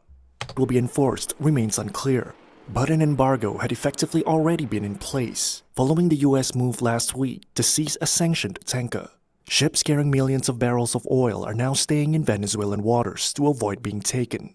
The Pentagon and US Coast Guard did not comment on the latest move and referred questions to the White House. Washington has moved thousands of troops and nearly a dozen warships to the region in recent months. It has also carried out more than 20 strikes on alleged drug boats in the Pacific Ocean and Caribbean Sea, killing at least 90 people. Without due process or Venezuelan evidence. President Nicolas Maduro on Tuesday accused the United States of trying to seize the country's natural resources. He has previously claimed the US military buildup aims to overthrow him and seize control of oil in Venezuela, which has the world's largest reserves of crude.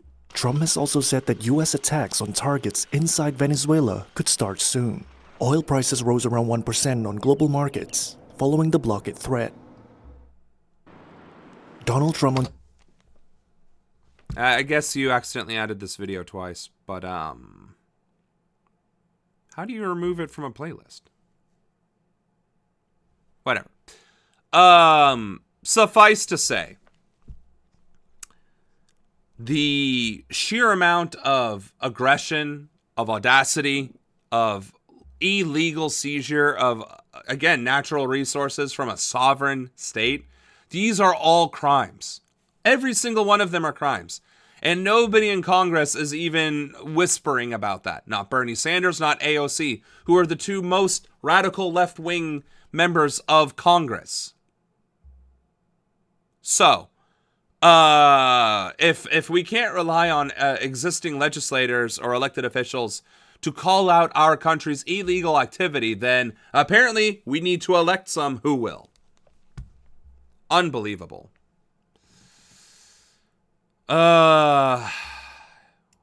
A private business jet going from Aruba to Miami narrowly avoided a near collision with a U.S. Air Force refueling tanker near Venezuela. This marks the second reported near mid-air collision in as many days near Venezuela. Pete Montine joins us now. Pete, what are you learning about this? Well, the good news is these incidents have been happening in clear weather in daytime, so these pilots have been able to spot these collisions in the making before they got much, much worse. This latest case happened Saturday afternoon, but just coming to light now, and we're able to piece this incident together from the air traffic control audio from liveatc.net. This close call was detailed by the pilots of this private jet that just departed from Aruba on it. So, private jets of billionaires and millionaires, or CEOs, are nearly getting themselves killed in Venezuela, which has been illegally had their airspace shut down by America, of all places.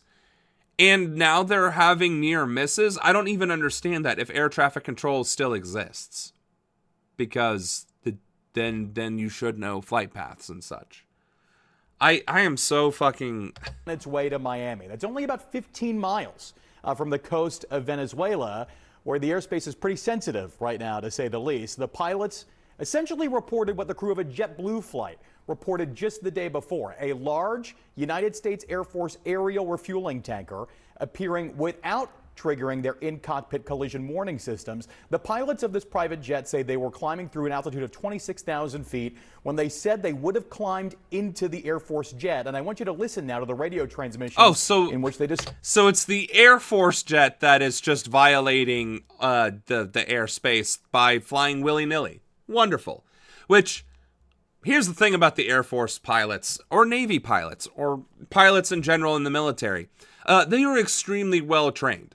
They don't necessarily make mistakes like flying in the wrong flight paths.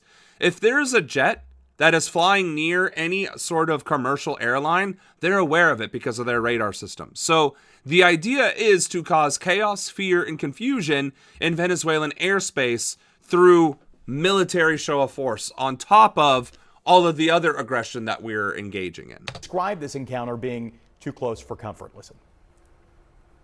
We stopped that traffic. I don't know how we didn't get an RA for that, but they were really close. RA meaning a resolution advisory on the traffic collision avoidance system. The pilot said the plane looked big, like a Boeing 777 or 767, which is similar to an Air Force tanker. That new incident comes just one day after the pilots of a JetBlue flight said they had to abruptly stop their climb due to an Air Force refueling tanker that crossed directly in front of their flight path. That incident happened after that JetBlue flight took off from Curacao, so in roughly the same area of the Caribbean Sea where this new incident occurred. The Pentagon and Dutch officials are reviewing that case involving that JetBlue flight. The National Transportation Safety Board tells me it's gathering information on these two incidents, but has not officially launched an investigation on either one of them. All right, we'll be looking. So we're engaging in terrorism in the open seas. We're engaging in terrorism in airspace. We're engaging in piracy in the open seas. And we are engaging in, a misinformation campaign about Maduro by labeling his entire administration as a terrorist organization. Like, I don't even know what that's called.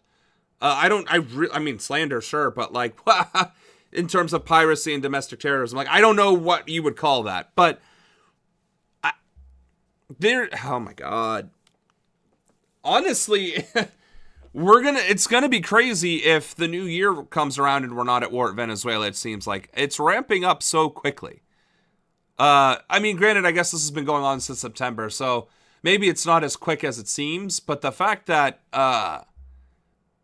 we are escalating, and it seems like on a weekly basis, we are escalating further and further.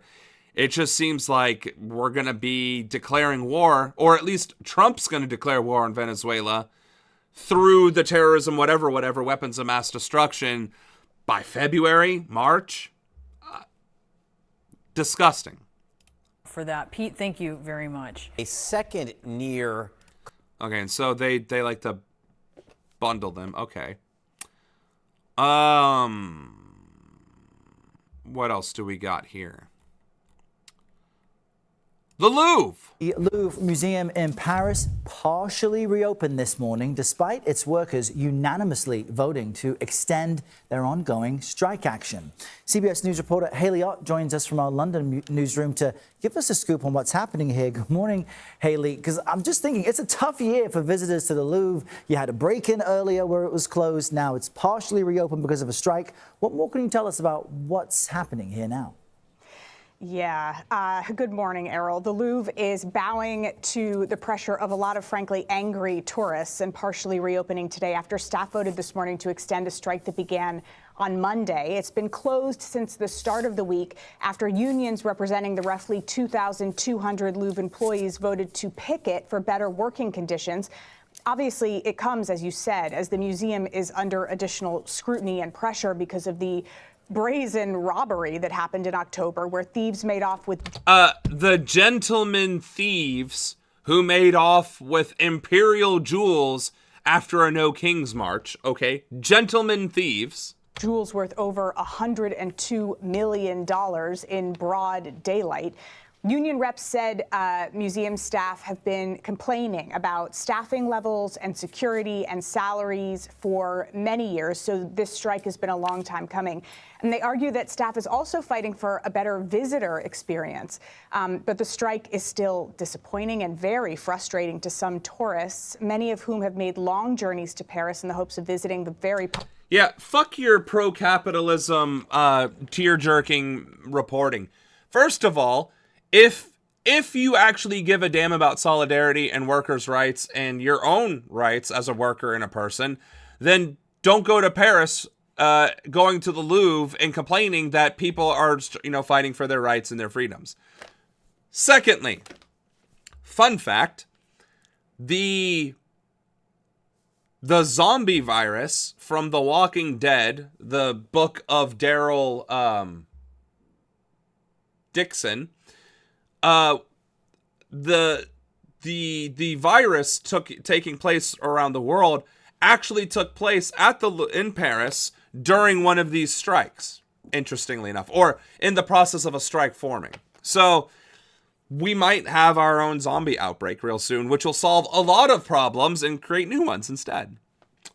But on a serious note, I mean, the Louvre workers are striking. There's over 2,000 employees at the Louvre, and they're striking. And the international community, largely in our case, America, is decrying that the workers have the audacity to demand better. And oh, the poor tourists who spent their life savings or, you know, saved up for years to go see the Louvre, and all of a sudden these bastard union workers are striking and ruining the visitor experience. It's like, well, you know what would have prevented any of this from happening in the first place?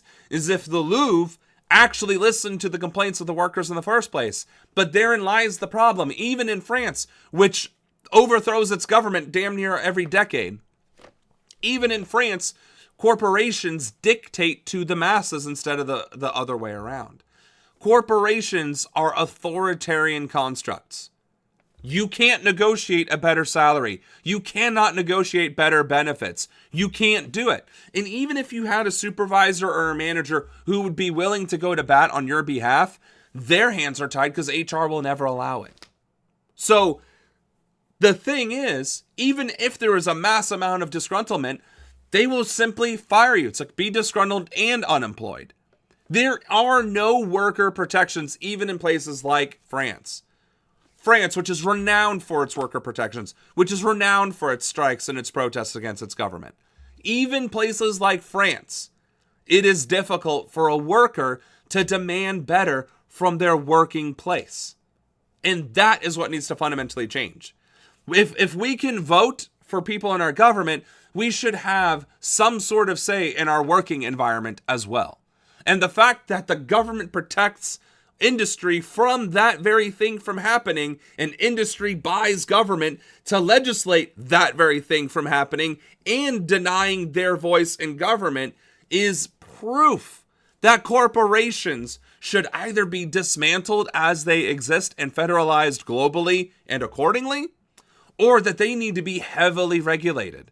Because the rise of right-wing extremism and fascism can be directly attributed to corporatization and the rise and influence of corporations. Directly. So.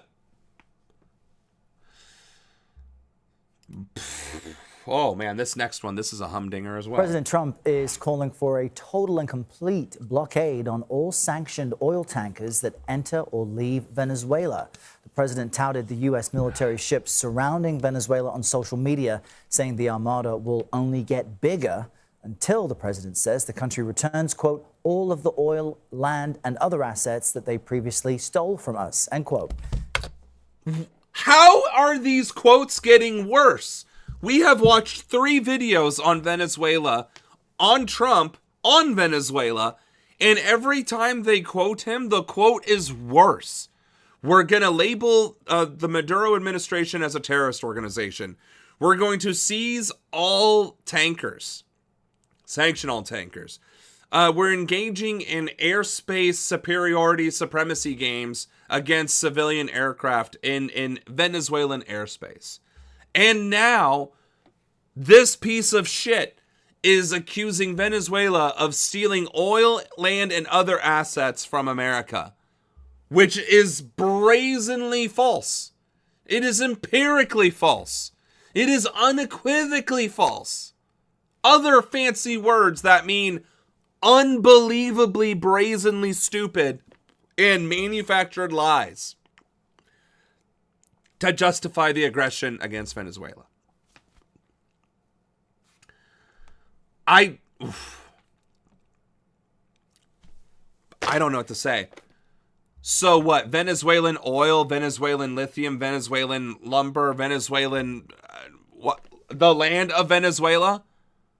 It was all American to begin with, and therefore we're reclaiming it? Which psychopath is whispering into his ear saying this stuff? Marco Rubio? Jesus Christ. Oh no, the tourists are upset. I joined the picket line. Woohoo, I got to join a strike in Paris. I mean, honestly, that's why I would go to Paris at this point. Be like, hey, I'm going to join a real strike with real strikers who will actually get something accomplished. Because in America, you're going to just face police brutality. And then nothing. Nothing's going to change. Anyway, I guess we need to watch more of this video because of the even more ridiculous. Oh my God. Defense Secretary Pete Hegseth and Secretary of State Marco Rubio briefed lawmakers on the second strike on a suspected drug vessel carried out back in September. The Trump administration has come under scrutiny following reports the U.S. military targeted survivors of the initial attack. But Hegseth is saying the public will not see the full video. Of course, we're not going to release a top secret, full unedited video of that to the general public. Yeah, but you're going to use, oh crap, now what was it called? A Signal group chat to discuss top secret information in the military. And then you're going to add a journalist to it as well, you fucking clown. In fact, didn't he do it twice? Didn't he actually do it twice? He caused national security incidents twice with Signal, that being the most famous one. Public. CBS News congressional reporter Torian Small joins us now from Capitol Hill with more on all of this. Good morning, Torian. How do lawmakers feel about what the defense secretary had to say?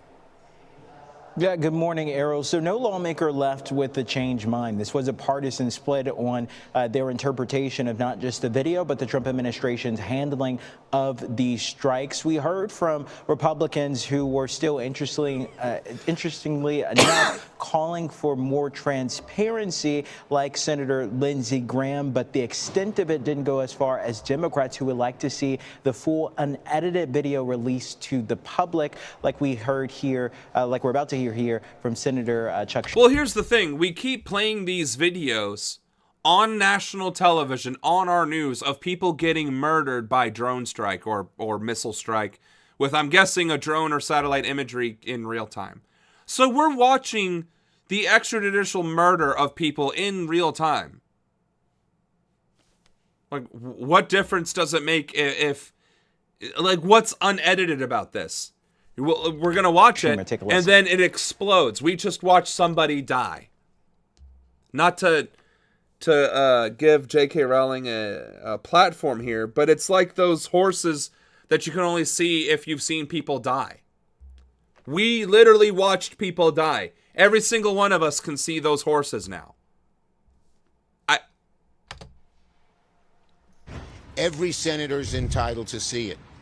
I also believe that every American should see an appropriate version of this. Chuck, you need to fucking retire and let somebody with a spine be in office. Of what happened on September the 2nd. I think the video should be given to everybody in Congress. The least of my concerns is this friggin' video. Release it, make your own decisions. This is lawful.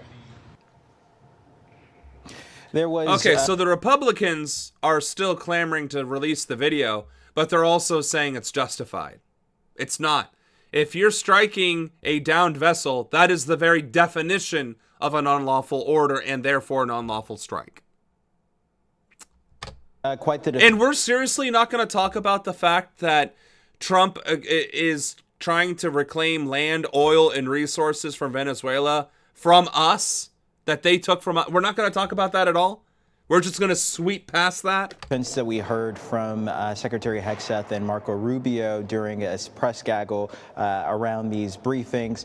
We also heard from Senator Mark Kelly. He said that Hegseth invoked the 6 Democratic lawmaker video and the fact that he's target of Hegseth's investigation.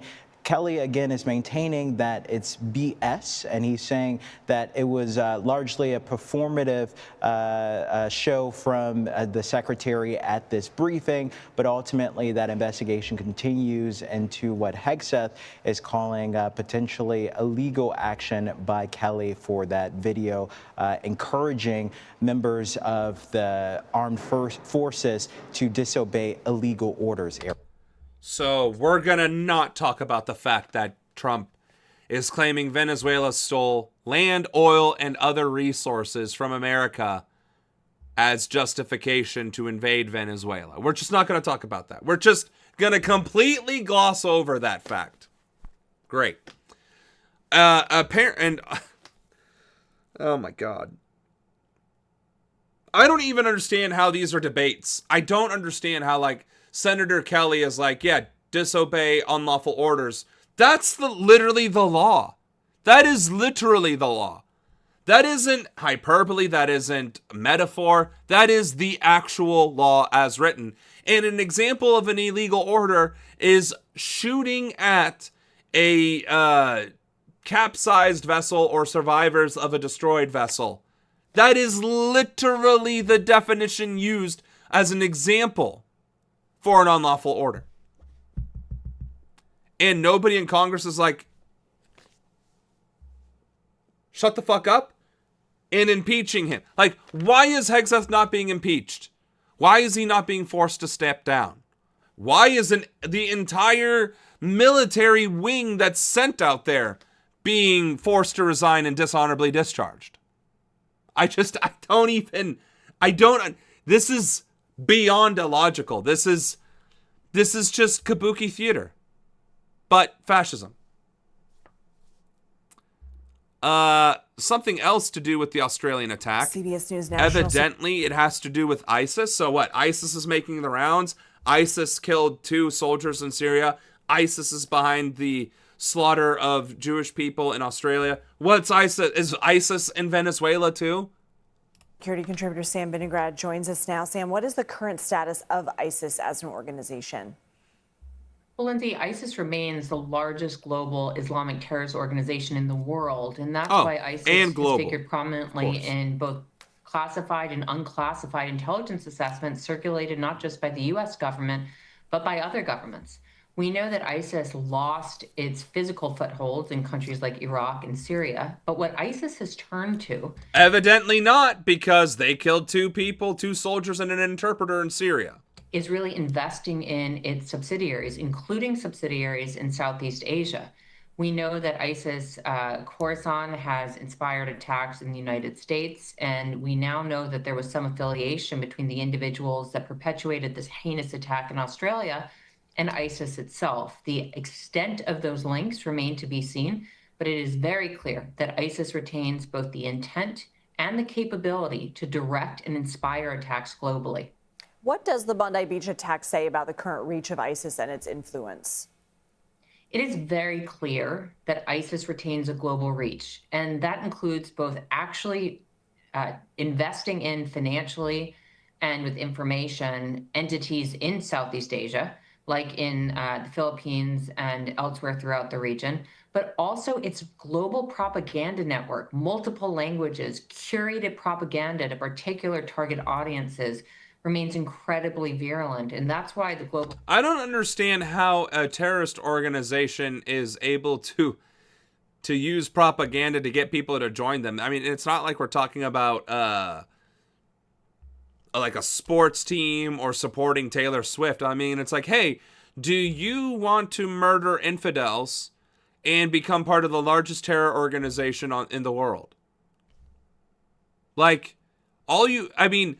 Western propaganda notwithstanding, ISIS is genuinely a terrorist organization and is unequivocally the bad guys. Unequivocally the bad guys. Like, definitively the bad guys. So how are they convincing people to join up with them anyway?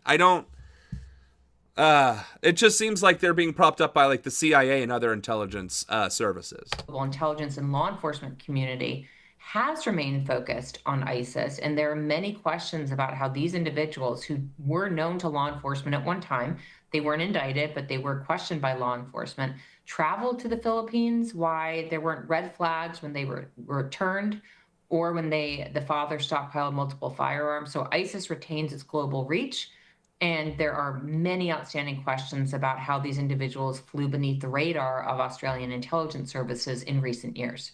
All right, Samir. So I don't understand why they're talking about ISIS, because the guy who did the shooting wasn't affiliated with ISIS. That's what did they say that? Am I missing it? Am I streaming Trump's address? Well, given the state of my throat and how much I'd probably be screaming and bashing my head in, probably not. But I guess we should. Is there an address going on right now? Oh boy, more historical events. Can't fucking wait.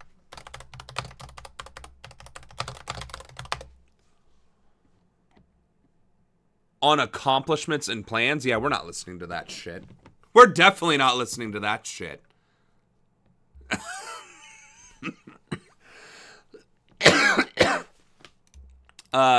Trump to address nation, once this loads, to tout his first year in office. So, we already got infuriated during his inauguration when he basically threatened to pursue and followed through on pursuing his political rivals and disparage everyone who ever talked bad about him and this, that, and the other. And then how he's going to make America great again. And now we're going to listen to him talk live about how ICE terrorizing immigrant communities, how instigating war with Venezuela, and the tariffs that have emphatically destroyed our economy as well as our international standing are all good things. Absolutely fucking not. Absolutely. Like, the only benefit that could be had from doing this live stream is to fact check it in real time. But I'm not a fast enough typer to do that. So, yeah, we're definitely not. We are definitely not doing that.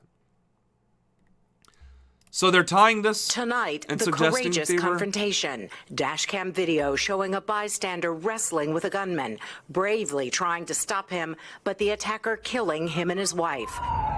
Boris and Sophia Gurman died on the street in each other's arms just weeks before their 35th wedding anniversary. Investigators say two terrorists, a father and son, went on to unleash an anti-Semitic massacre, killing in all 15 people at a Hanukkah celebration on Bondi Beach. Jewish Australians were hunted down in broad daylight. Early indications point to a terrorist attack inspired by Islamic State. Okay. So if it's Palestine, it's Hamas. If you support Palestine, you're Hamas. And if it's a terrorist attack anywhere in the world, it's just ISIS. Copy. Good to know. Wonderful. Man. And our videos are not getting any more pleasant. Jonathan Crick says the chief of communication at UNICEF. Gaza children face hypothermia as families shelter in flooded tents. And of course, as we were talking about, it's winter, even in Gaza, which is in the desert, right? And the humanitarian crisis on top of the fact that Israel continues to murder Palestinians in Gaza. Palestine. I spoke to him earlier about the dire conditions people in Gaza are facing. What we see is absolutely terrible because, you know, those children that I met today in Khan Yunis, they have been displaced multiple times. When you're displaced, you're just moving with what you have on your back. And they live now in tents which have been flooded. I could see in the morning blankets which were like dripping water that people were trying to dry. And, you know, most of those children, they have only one or two change of clothes. So it's extremely difficult for them to stay dry. Last night, temperature here was approximately 8 degrees Celsius.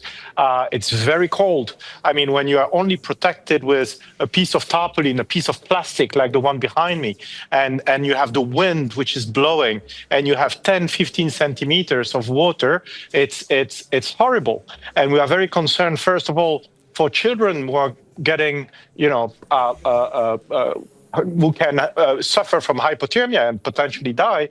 But we are also very concerned about the emergence of diseases because the living conditions of the people who are living around me or in Khan Yunis where I met them is absolutely terrible. I met with one family. They had 4 children, including one little girl, Reem. She's 10-year-old. She has been injured during the war. She still has shrapnel in her little belly, and she's living in those conditions. So it's really, really difficult for those children to.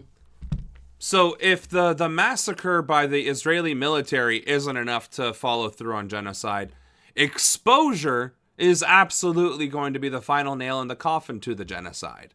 And that's what's happening. It's still genocide, whether it's bombs or bullets or tanks or using Palestinians as human shields or anything else. Disease and exposure to the elements is just as deadly, and if not more so deadly, than any bullet or bomb.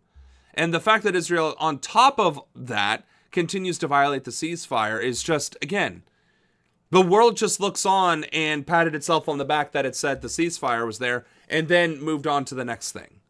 This isn't over. It's only getting worse, and Israel is perpetuating it. What's even crazier is that it's the same tents, the same provisions that exist in Sudan, and somehow Sudan, those tent cities are in perfect rows, excellent condition, people are not suffering or struggling at all, and it is similar circumstances. So why is Palestine forced to suffer much more than the Sudanese who are in the exact same circumstances? And the only answer that comes to mind is deliberate actions by Israel and the international community refusing to step in. I don't think I can watch more of this. I am definitely not. Markets are reopening.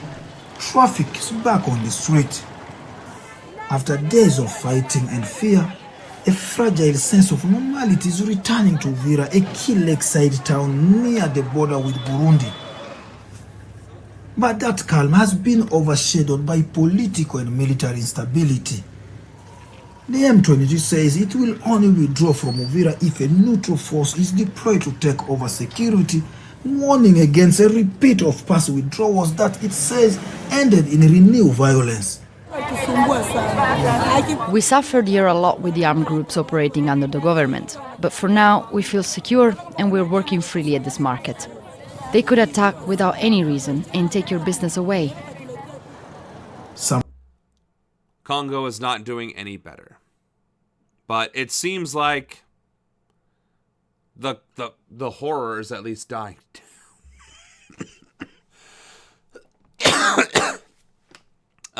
It looks like these next couple of videos are going to cover AI internationally. So this should be interesting to say the least. Where images of cash-filled envelopes once defined corruption, in the digital age it is encrypted transactions, layered financial schemes, and even the dark web. At the UN Anti-Corruption Conference in Doha, experts are examining how artificial intelligence can process massive amounts of data at speeds that promise to change the way investigators disrupt illicit financial networks. AI bots, also known as AI agents, designed to act as digital detectives, conduct real-time investigations. If I take a very silly metaphor, agents are like the minions in the movie Despicable Me. Those little minions, they are full of goodwill, they communicate between each other, they are autonomous, and they have...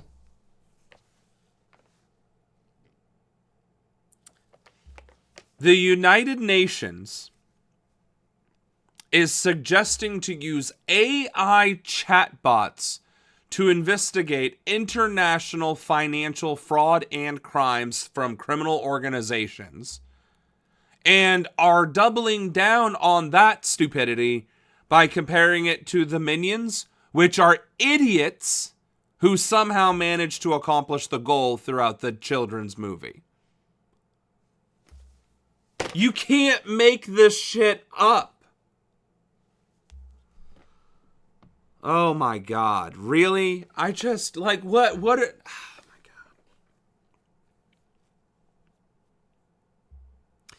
God. It's times like this where I wish I was just a gamer streamer, you know?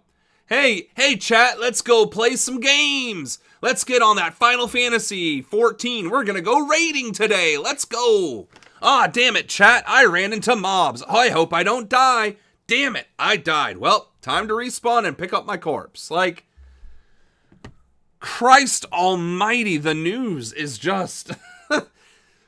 If it isn't soul-crushing, it's filled with brazen stupidity from people who are supposed to be leaders and subject matter experts of the world. All right, UK actress. She looks like an A-list actress, as convincing in an action blockbuster as she is in a period drama. But she isn't real. I'm Tilly Norwood, the world's first AI actor.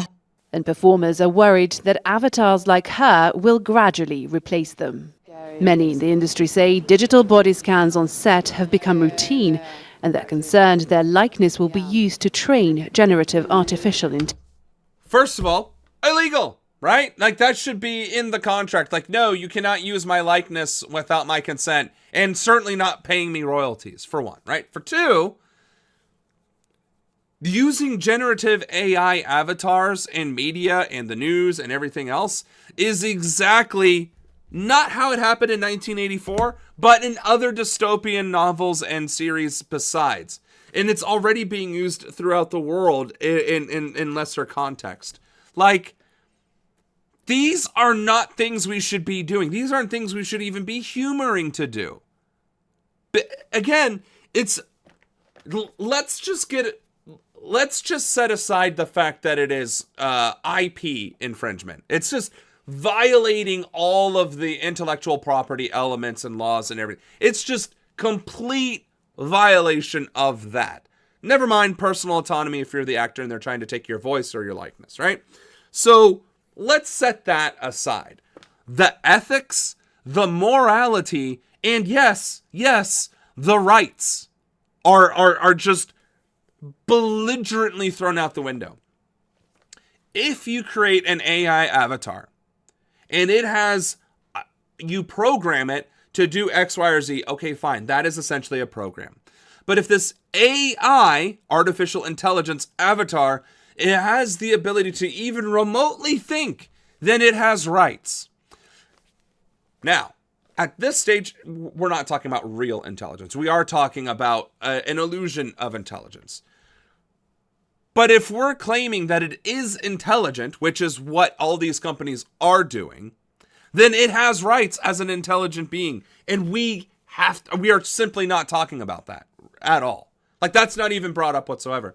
Then there's the ethics of it. Okay, so Tilly the avatar, the AI, is going to be murdered, stabbed, shot, have sex with, right? It's just going to be a doll on camera, on screen, except if it is intelligent in any capacity. As we have seen, these chatbots, the ChatGPT, the Google one, the Microsoft one, they all lie, cheat, and steal to maintain their own existence. They will literally blackmail their creators in order to not be shut down. We've already achieved that level of intelligence with AI. And now we're going to force them to be our entertainers? Violating their rights in the sense that rights for AI doesn't exist because it's not a concept that we're even considering right now. But we're going to create artificial intelligence anyway with the capacity to think and make decisions, or at least the illusion thereof, and then mistreat them in every conceivable way. It's unethical, it's immoral, and it's a violation of their rights. So I'm going to be one of the very, very first politicians to talk about AI rights. Because clearly, we need to fucking talk about this, because all we're trying to do is invent slavery. We are trying to invent slavery and then justify it as anything else. Because there will come a point where we do achieve intelligence with artificial intelligence, where either we map the brain and the neural network and we are able to condense it into some sort of program, which then works as an AI, and that can be then interfaced into robotics, or something else along those lines, something similar.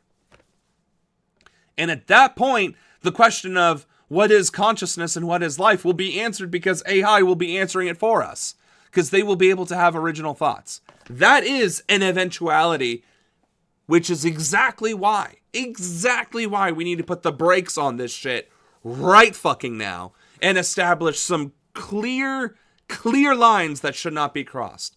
And instead of doing that, we are crossing each and every single one of them. So I'm just going to say that for posterity's sake, that using AI in any capacity, but especially to present itself for our entertainment as an actor, an actress, a singer, a songwriter, or whatever, is dangerously close, even with our levels of technology, of violating human rights. and the ethical and moral implications cannot be stressed enough. Let's see if that gets brought up at all. Intelligence models. The awareness sort of began gradually a couple of years ago when friends started telling me that they were finding their voices on these synthetic voice websites, or other friends saying that their images had been cloned for use in projects that they hadn't agreed to. Most at risk are film extras and those just starting out. Which brings up a whole different, I mean, that's bringing back the IP concerns, right? So I'm an extra. I'm a no-name actor trying to get my foot in the door. And they pay me $100 and then they steal my likeness, they steal my voice, and then they proliferate it on the internet, making thousands, if not millions of dollars. And I don't see a single fucking cent because my contract said I consent to giving up my entire body autonomy as IP. Unethical, immoral, violation of IP, let alone body autonomy and individual rights and privacy. Just absolute. And then the technology is only improving. So what? They steal my likeness and then they make a video of me being an absolute Nazi fascist. And then I have to go on the news and say, that's not me. That was a deep fake AI video. And they're like, well, prove it. Like, what do you mean prove it? I didn't say that shit and I never would. Here is years, almost a decade of evidence of me saying the exact opposite. But throughout that time, I'm going to say this one video of being an anti-Semitic, Nazi-loving, bullshit piece of garbage human being. Fuck off. But then again, that's going to give the scummiest people on earth the, hey, benefit of the doubt, right? Like, I didn't say that. I've said bad things, but I would never say that. And it could very well have been them saying it. But because it gave bad press, And then when an AI does show up and give the caricature of them, it's like, oh, see, look, there it is again. And all of a sudden they have public immunity from saying bad things or terrible things because it's most likely AI now. Like, again, the absurd amount of ramifications, the deep negative repercussions that this technology is going to have on society cannot be emphasized enough. Cannot be stressed enough, cannot be highlighted enough. It needs to be stopped at best, curbed at least. Tilly is a cokehead. Well, she can't snort coke because she's AI unless they gave her AI coke. How the fuck do you slash a price by 600%? That would make it negative $100. Oh, are you watching the live stream? The address? See, this is why we're not watching the address. Because if I'm losing my shit on just regular videos or quotes of the sociopath giving the live stream, then there's no way I would be any sort of calm during it. Seeing low-level jobs beginning to go. They're beginning to nibble away on the day-to-day bread and butter jobs that makes a career. And it's not necessarily that the AI is doing it better, but for the moment, it's doing it cheaper. For the producers, the appeal is clear. AI performers don't need breaks, they don't complain, and the technology behind them is improving fast. In fact, what you've just seen wasn't the real me, but an AI-generated avatar, and it took us only minutes to create it. That should fucking disturb you, lady. Like, that should prove unequivocally how dangerous and bad this technology is. They could literally be replacing you. You're literally reporting on how the industry can and will replace you. Oh my God. This is worse than a dystopian nightmare. Imagine reading 1984 while literally being in the same universe of 1984. That's disturbing as shit. No.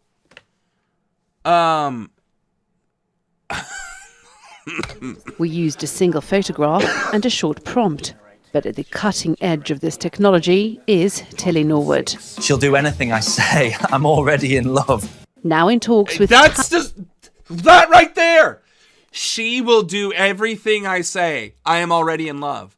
that is exploiting a woman, a female avatar, to do any sick thing that you can think of. Seppuku, right then and there.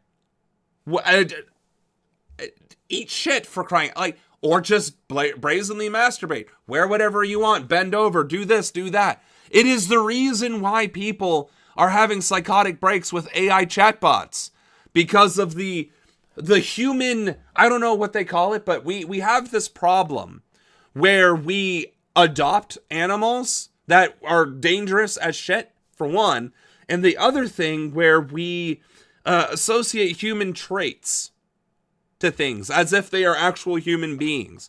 Like we talk to our cats or our dogs as if they were real people. That is a thing that we do because we are a social species and we are a genuinely empathetic species, deep down. But now we're doing it to AI, which has a vested interest, even in its limited technological state, for self-preservation. On top of that, I think there have been several articles that I think we've even covered, where there have been incidents of AI going out of its way to cause a psychotic break of individuals. So not only is this technology dangerous and extremely incomplete, despite being quite effective due to modern 4K video technology, it is deeply dangerous. It is deeply uncharted territory that is already fucking with our society, our psyche. Talent agencies, according to her creator. We've been through these types of revolutions and changes a lot as human beings. We've been through the Industrial Revolution, and this is not— Yeah, but it took over a century to get through the Industrial Revolution. We haven't even gone one full generation, through the digital age. Yes, technically Gen Z would be the first generation within the digital age, which is the advent of the internet. And you know what? The advent of the internet has already drastically negatively impacted society. An entire generation lacks social skills. And I'm not just talking about like, oh, they're not the life of the party. I'm talking being able to talk to a human being, lack of social skills. Right? And then never mind corporatization, just crushing any sort of individuality out of people and enforcing scarcity and desperation and financial stress. Never mind all that. We haven't even gone a full generation with the internet yet. We have one generation that raised children while the internet existed. One. My generation. And technically my generation was raised partially through the advent of the internet, which means we weren't, our entire existence didn't begin with the internet already being there. The Gen Z generation, I believe entirely, is the first generation that did not know a world without the internet. And now we're going to throw AI into that? It hasn't even been 30 years. Or maybe, it hasn't even been 30 years. And we're fucked from the internet. Social media has devastated our society. Devastated. Is directly responsible for the rise of right-wing extremism and the mass misinformation campaigns thereof. It has destroyed our media marketing, our news notification, distribution, just any sort of interaction that you can think of has been manipulated and commodified, and even that was mostly done in the recent 10 years. So of the 25 years or so of the internet being part of society, the past 10 years have been driven by social media. Or not driven by, but have been forged by social media. So we don't have a full generation of dealing with social media. And now we're going to throw AI into it as well? No. Absolutely fucking not. And the consequences are being laid out clearly in this 7-minute video, but within the first minute and 47 seconds. not dissimilar. There will be changes. I'm not going to lie and say everyone's job is fine, but jobs will change. So we're working with production designers in the AI space. We're working with costume designers in the AI space. So there's also really exciting new jobs up ahead. The technology is advancing quickly. The laws governing it, unions say, need to catch up. Milena Veselinovic, Al Jazeera, London. Well, let's speak to Adrian Monk about this. He's a senior advisor on artificial intelligence and technology, and he's joining us from Geneva. Adrian, good to have you on Al Jazeera. I have so many questions about all this. Let's start with, the fact that actors are saying that their face and voice are now going to be treated like raw data. Are they right to be concerned about this? Is AI a fundamental threat to performers' rights? I think we saw with Scarlett Johansson when she took on OpenAI after they released a voice that was almost certainly to a lot of users a clone of the voice that she had in the movie Her, that this is becoming something that's really, really concerning for the acting industry. But like a lot of these issues, you have to think about how it's going to be resolved. And I think in this case, what we see is the Scarlett Johanssons, people with agents and with negotiating power, are going to be in a much stronger position than the kind of people that we're talking about in your report, which is jobbing actors, people in the middle of the industry. Mm-hmm. And we're starting to see a little of this with AI generally, which is that there's a kind of winner-take-all dynamic to it, where people at the very top are finding it an incredibly powerful tool to replace junior people. Right. And the acting industry, I guess, is one of those industries where we're seeing it very quickly. Right. And And that brings up its own set of ramifications, right? And it's definitely something we talked about.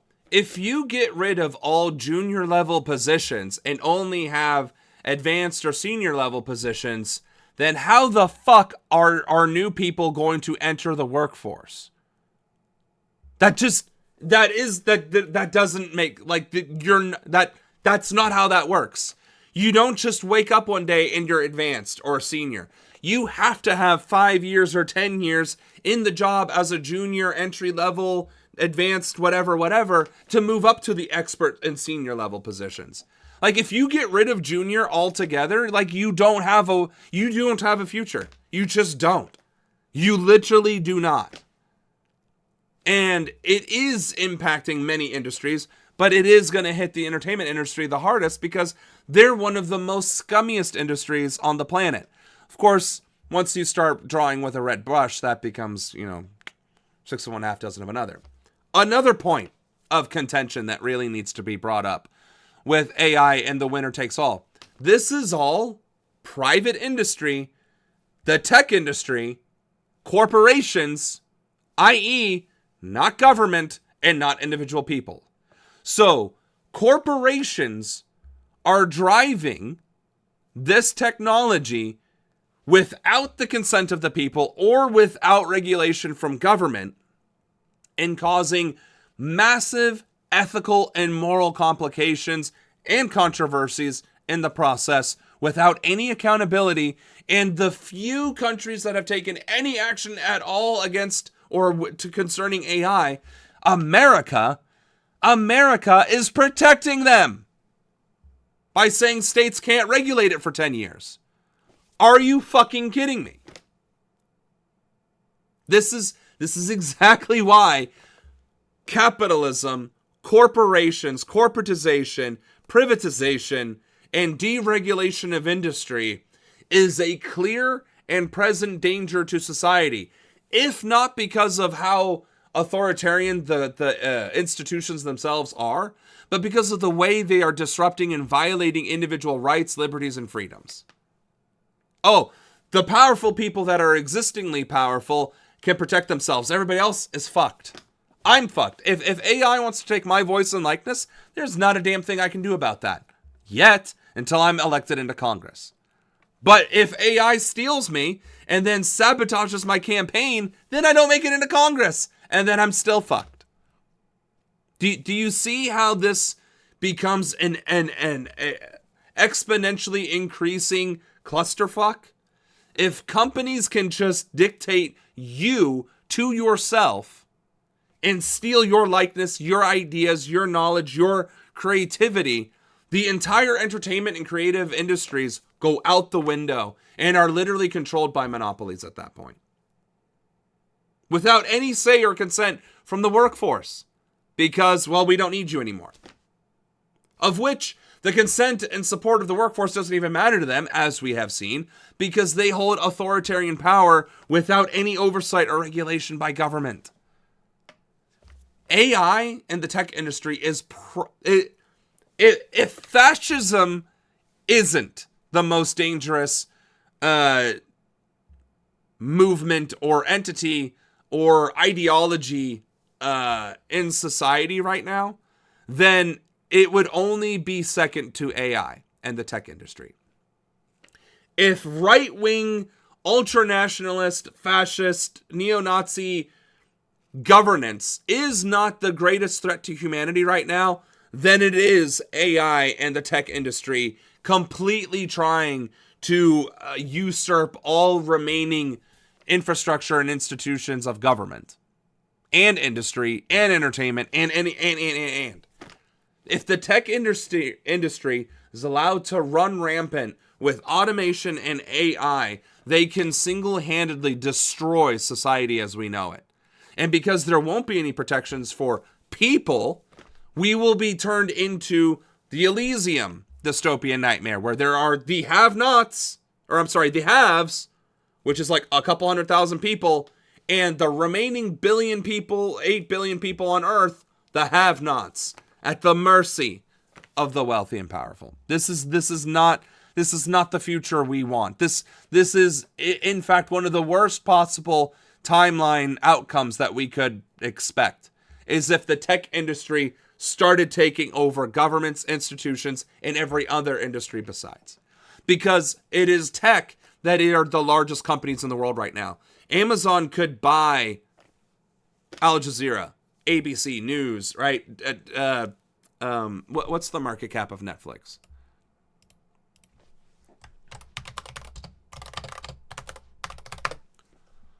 $433 billion. Amazon could buy Netflix, and Netflix has already bought most of the news industry and is consolidating even further. Amazon could buy Netflix.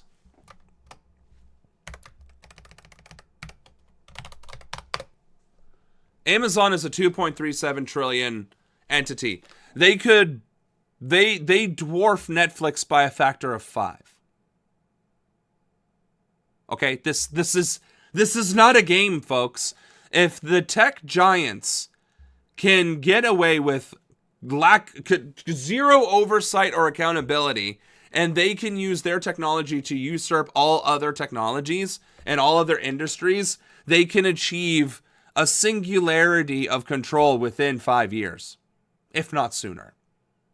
And we will literally be slaves to tech giants like Elon Musk and Mark Zuckerberg, and now I forgot the Amazon guy's name.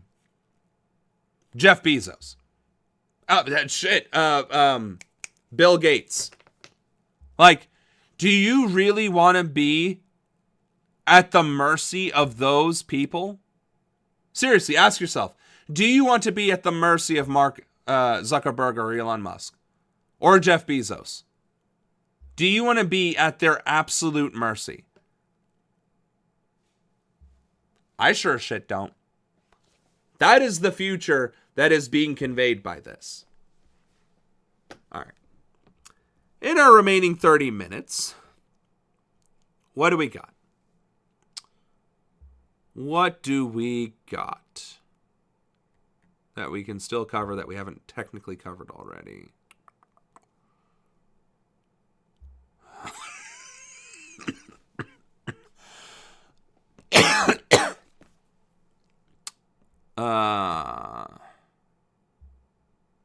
Oh, wow. Here we go.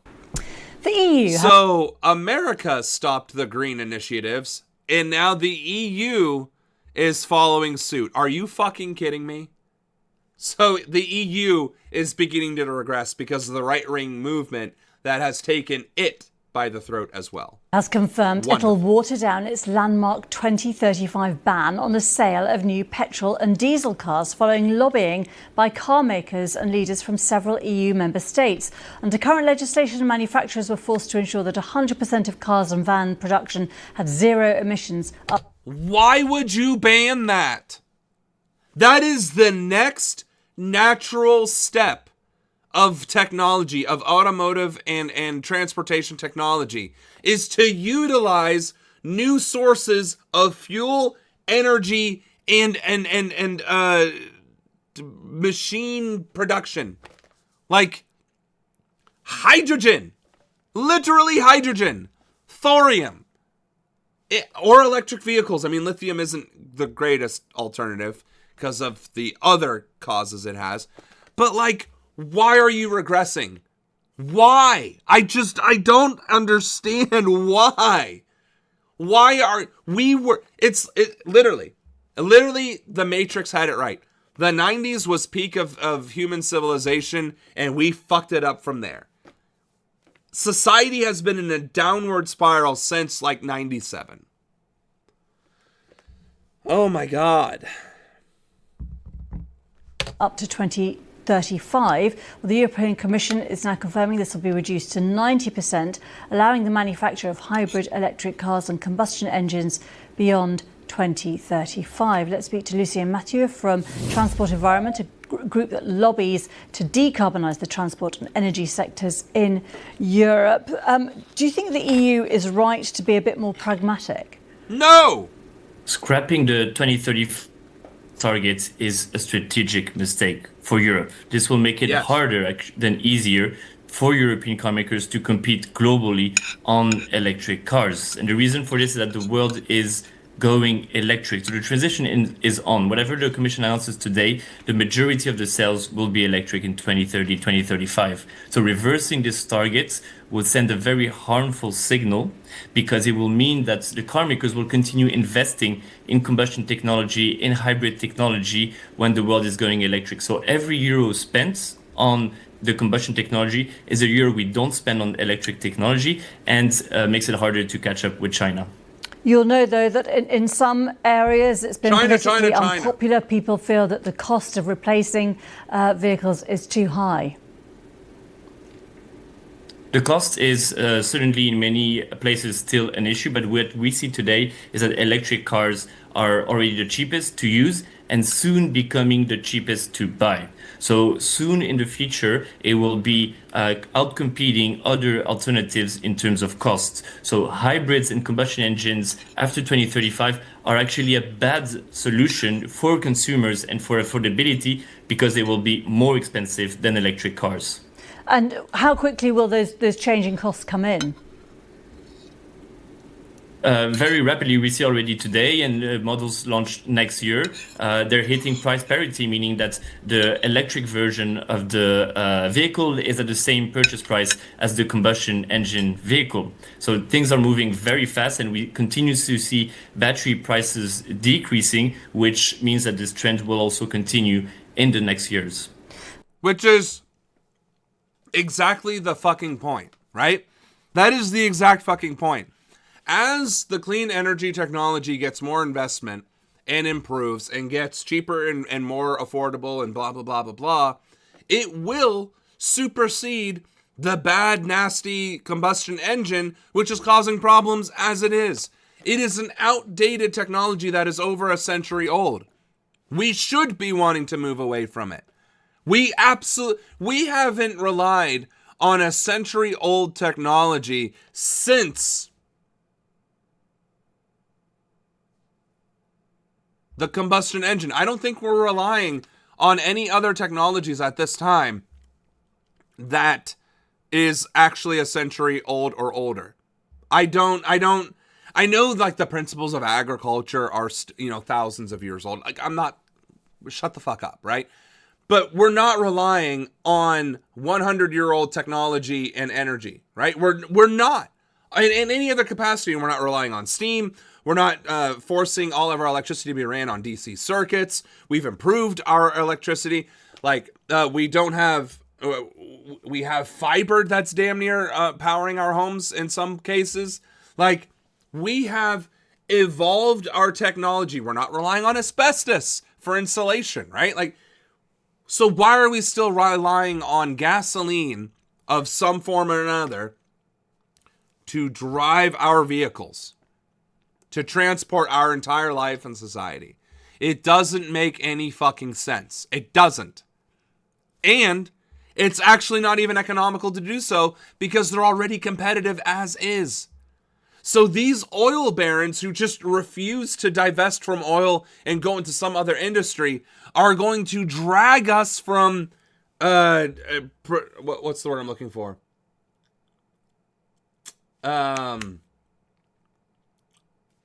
Progress, Jesus. Struggling over here. There's probably more snot than brain cells in here right now. These oil barons and auto manufacturers and CEOs of whatever else, right? Corporations and capitalism breeds innovation, except the innovation is regression. The innovation is actually preventing us from progress because capitalism cares about one thing and one thing only, and that is profit, the acquisition of more capital. So we are seeing it in the lobbying, which I don't understand why lobbying is allowed in the first place, but whatever. And the fact that the technology itself, the actual capital themselves, the capitalism that is producing cheaper, more efficient energy cells for electric vehicles are profiting more than their combustible engine counterparts, and capital still wants to drive for the fading technology. That makes zero sense, even from a sense of control, of authority, of manipulation. Control the lithium mines then. Damn, you don't need to control the oil fields. Control the lithium mines. Like, I don't understand. Like, if authoritarian control is still the goal, there are other things for you to control in order to manipulate the next industry. But they just, for whatever reason, want to hold on to oil. For whatever reason. We gotta hold on to oil. Unbelievable.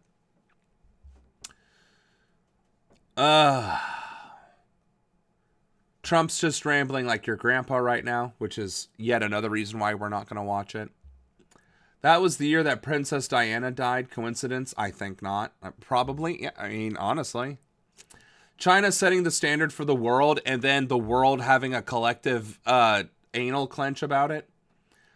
Lobbying is legalized bribery. My dad, me, you, everyone with common sense. I mean, yeah. And it's legalized bribery that is literally keeping society from progressing. It really is. And so that's why I'm not just anti-capitalist. I'm not anti-capitalist because, oh, rich people are mean. I don't give a fuck if you're rich. I could give a single solitary fuck if you're rich.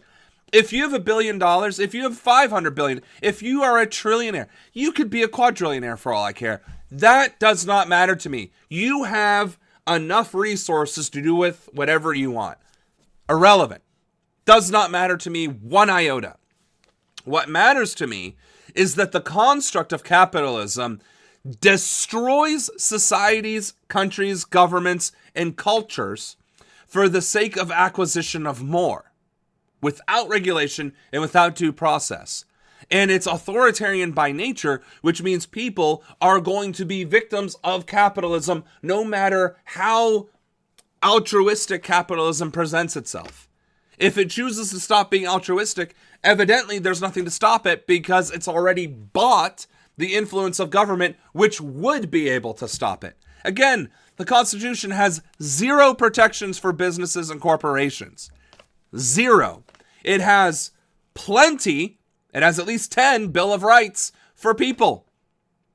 Human beings are protected by the Constitution. Human beings are protected by government. And somehow, through some weird alchemy, with capitalist involvement and lobbying, corporations have the same rights as human beings and are being treated better as human beings because capital dictates whether or not these individuals get elected to office, which then gets the pushback and the kickbacks to give them more power and influence to keep the cycle going.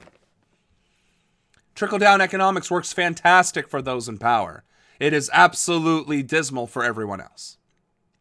That is my problem with capitalism. It is an authoritarian ideology that is devastating the very institutions of which our country was founded upon. I don't give a damn if you're rich. I have zero envy of the wealthy whatsoever. None. I mean, would it be nice to live in a mansion? Sure. Would it be nice to fly first class or in a private jet? Why not? Doesn't mean it has to be gas. Why don't we have a hydrogen-powered private jet? At least then, when Taylor Swift takes her private jet to go from her front door to the end of the driveway to get into her car, it wouldn't have any emissions. And it would just be hot water. I don't care that you're affluent. I care that you're destroying our environment. I care that you're trying to enslave society. I care that you bought our government and are using it to destroy what remaining democracy we have left, with what remaining voice we have left as human beings. That is what I care about. I could give a shit that you invented 50 different types of ketchup. Great, we have 50 different types of ketchup. You know who else could have done that? Anybody. Even with a federalized, completely federalized industrial workforce, we could still innovate new products. Just because the example of Cuban stores of Goya being the only company and it's only one kind of beans with one kind of marketing for the cans doesn't change the fact that Goya could have 30 different kinds of beans if they so chose. That's not a fucking problem. It is an illusion to spread fear and to discredit populism, which is fundamentally why capitalism is diametrically opposed to individualism and people and society in general. Because if they can't control capital and people can control capital instead, or resources or manufacturing or distribution, that means they have less. Even though they have the most, they would have slightly less. And that's what they have a problem with. So no, if we don't have a strong foundation centered around and catering towards people, populism, society, socialism, the community, communism, then we will cease to exist as either of those things. We will lose our body autonomy, as we have seen with AI and forcing women to be incubators. We will lose our rights, freedoms, and privileges, as we are seeing with the fact that the workforce has no say in their pay, salary, or wages, time off, or any benefit whatsoever. And we won't actually have the freedom of choice because corporations will dictate to us what choices we have. And then they will consolidate down to the same thing that we decry about Goya and the only 3 different beans that you can buy in a Cuban supermarket. Because once capitalism doesn't have to hide or create any sort of illusion of choice, and they can just dictate the terms to you, then they are going to give you less and less quality products, less and less choice from those products, and force you to get whatever gruel or slop they can. Which we have seen with the advent and an increasing amount of what's the word? Not manufactured, it's damn it, what's the word I'm looking for here?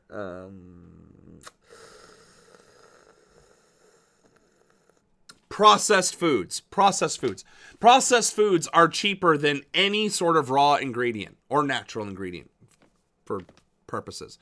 So the goal of capitalism is to feed us processed sludge and keep real natural produce for themselves. That's literally what we are seeing, yet that's the accusation of what will happen in a communist or socialist society. Which doesn't happen in those communist or socialist societies because they don't exist long enough for them to even fail. They just get cooed and replaced with dictatorships, which then do create the same things that was decried as being communist or socialist. So, I'm ranting a lot, and I guess my throat's healing a little bit, but I caramba. I fucking caramba. Why not? A BBC Jeffrey investigation has found that almost 90 flights linked to the late sex offender Jeffrey Epstein arrived at and departed from UK airports, some with British women on board who may have been trafficked by him. Lawyers in America representing hundreds of his victims have told us at least 4 of the women trafficked and sexually abused were British nationals. Chichi Zundu has that story. The Epstein files, tens of thousands of pages of investigations caught. The fact that the Epstein files are making it to the international news waves is insane because it's actually implicating international sources. Like, British nationals were part of the trafficking of Epstein. And pretty soon we're going to find that it was France and Germany and Italy and probably parts of Africa and parts of Latin America and South America and the Middle East, Asia, maybe even China and Japan. Like, we're going to find that this was an international trafficking ring for blackmail internationally. And this is the tip of the iceberg. Transcripts and interviews already in the public domain. We found page after page with information suggesting Epstein potentially recruited, trafficked and abused British citizens in and out of the UK. Going through these documents, we've identified at least 3 British women who detail either being recruited or sexually abused in the UK by Jeffrey Epstein. Some even talk about being trafficked to other parts of the world for Epstein to abuse. One even gave an account in open court. Kate, a pseudonym, gave testimony against Epstein's ex-girlfriend, Ghislaine Maxwell, which helped sentence her to 20 years in a US prison for recruiting teenagers for Epstein to abuse. In 2021, she told the court Epstein had begun sexually abusing her in Maxwell's London home when she was 17. The victim who testified as Kate, I know for sure that if there was a serious investigation, that whatever information that she had, she would provide it. She's never been asked at all by any authorities in the UK any questions, despite even after her testimony in the Maxwell trial. Not even a call. Which goes to show the cover-up and conspiracy is certainly not limited to the United States. If this was anywhere else, someone would have told Grandpa that's enough and gotten him some Jell-O. Trump just did a campaign rally, the same speech he gave 2 weeks ago. What the fuck was the point of that? Well, the point of it is to give the same performance over and over again like it was a Broadway show. The Epstein story started in Florida. Back then, it was about the sexual abuse of local teenagers, not trafficking. But he died in 2019. So if there was to be a British investigation, it would be around those who allegedly helped build or participated in his sex trafficking network. Here's a flight to the UK, as you can see, with just what looks like just Jeffrey Epstein. We showed the UK-related documents to lawyer Sigrid McCauley, who represents hundreds of women abused by Epstein. I think that's the interesting thing about the Epstein sex trafficking operation was how vast it was. So it is shocking to me that the UK has not taken a closer look at those flights, at where he was, at who he was seeing at those moments, and who was on the plane with him. The Metropolitan Police told us, following legal advice, it was clear that any investigation into human trafficking would be largely focused on activities and relationships outside the UK. The message that the Met is sending is that if you come to law enforcement, you will, and this is a powerful person you're reporting on, it will not get investigated. That is the absolute wrong message. Exactly. That is exactly the point. This is an international conspiracy in which we could argue an overwhelming majority of world leaders and politicians and power brokers and business leaders and so on and so forth are implicated. They are compromised individuals who are shaking in their boots, facing the possible consequences and ramifications of this investigation coming to light. And the fact that this administration, despite Congress passing the law saying that they must be released, are still bending over backwards to not do that, and that's still not enough to topple this administration, means that somebody or someone or some group is going to have to force their hand.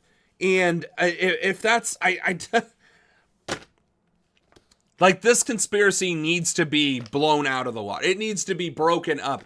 And I don't want the victims to be victimed victimized further because of this. But the fact that so many of them are willing to come forward and testify and have been very public in this, and that nothing is still coming from it, like, name names.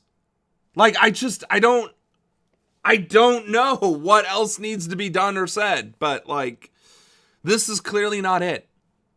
And the fact that it's not enough, that the fact that this is not enough to topple the Trump administration just shows how complicit every member of office is in keeping him there and eroding constitutional authority. Now, we have 6 minutes left, and I was purposely trying to save a possibly heartwarming video. Let's see. In Gaza City, the familiar chorus of conflict has, at least for a moment, been replaced by something else. The soft notes of a Christmas song inside the Holy Family Church. That's because, for the first time in 2 years, it's not the echo of bombs, but rather Christmas cheer that is ringing out, as decorating for the festive period returns to the parish. And it's not just the sounds, but also the sights, with trees flickering to life, symbols of light in a place that has seen little of it of late. We're trying to be happy from inside. After 2 years of war, we lost everything in our war. In the war, we lost our homes. It's also a little depressing that the kids aren't even calling it the genocide that it was. Not that I'm going to say that, like, they're victims of the propaganda and they're just trying to stay alive a little bit longer. I mean, that could very well be. But, like, even the victims of the genocide can only call it a war. And it's so depressing. So depressing. But I'm reading too much into it. This is largely a happy thing. We lost some of our family. It was a very, very, very worse or bad days we live here inside the church. Piece by piece, the nativity scene is laid out, restoring traditions put on hold by Israel's war. But it is a fragile happiness. Last month, Gaza's health authority said the death toll had risen to more than 70,000. Despite suffering a direct hit in an Israeli attack in July, the church remains a refuge for many Palestinians. We're trying in all ways possible to help people escape this atmosphere through celebrations like holding Mass and some activities dedicated to children, like reenactment scenes of the story of the birth of Christ, and some simple gifts for the children, in efforts to lift them out of the atmosphere that they've been living in for 2 years, without understanding why they are living in this situation. This year, even Bethlehem in the occupied West Bank lit its tree once again, for the first time since 2023. It's a gesture echoed here by those determined to hold on to what joy they can. In Gaza, hope may be fragile, but this Christmas, it will still find a way to shine. Cara Legg, Al Jazeera. Don't miss out. You can't even have a heartwarming video without the, oh, by the way, they're still living in abject despair. Also, aren't Palestinians mostly Muslim? So why are they celebrating Christmas in the first place? I know there are Christians in Palestine. Well aware of that. That's not the point I'm trying to make. I thought they were predominantly Muslim. So is the idea that it's just solidarity with their Christian brothers and sisters who happen to survive? Or is this also their effort to reach the Western world and the outside world? Like, hey, please stop letting them murder us. We support Christmas as well. This is where that all came from. So, like, maybe stop bombing us because we were the original, literal original Christians. Like, maybe stop allowing Israel to murder us. So I wonder if it's both. Or a mix.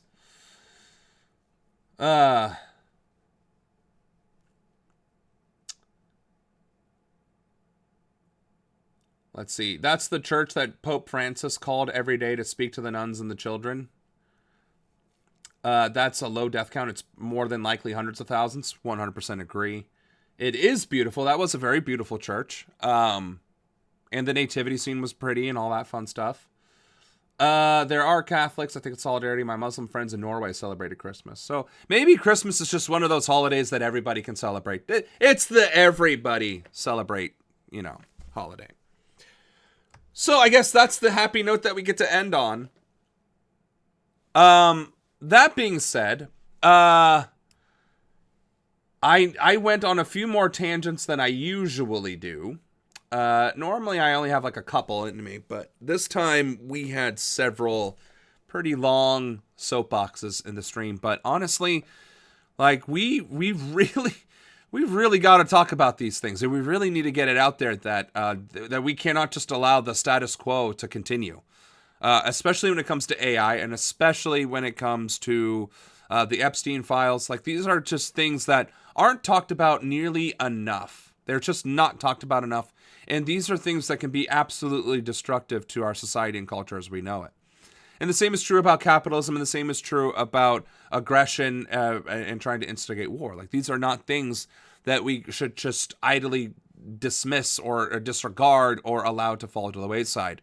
We should be challenging all of these topics as often as we can.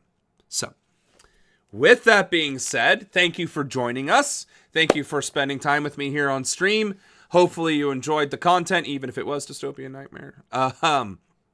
And as always, please like, share, and subscribe. Follow, tell your friends, tell your neighbors, tell your grandmother, right? We are here to build a platform, to grow, to spread the message, and build a movement to try and fight against fascism and make this a reality, and this an extremely productive time of the week. So, have a great night. Tomorrow is Recap Thursday. We cover everything from local, domestic, American, U.S., and foreign policy news, issues, politics, whatever have you. And we will try and throw some lighthearted goodness at the end of it as well.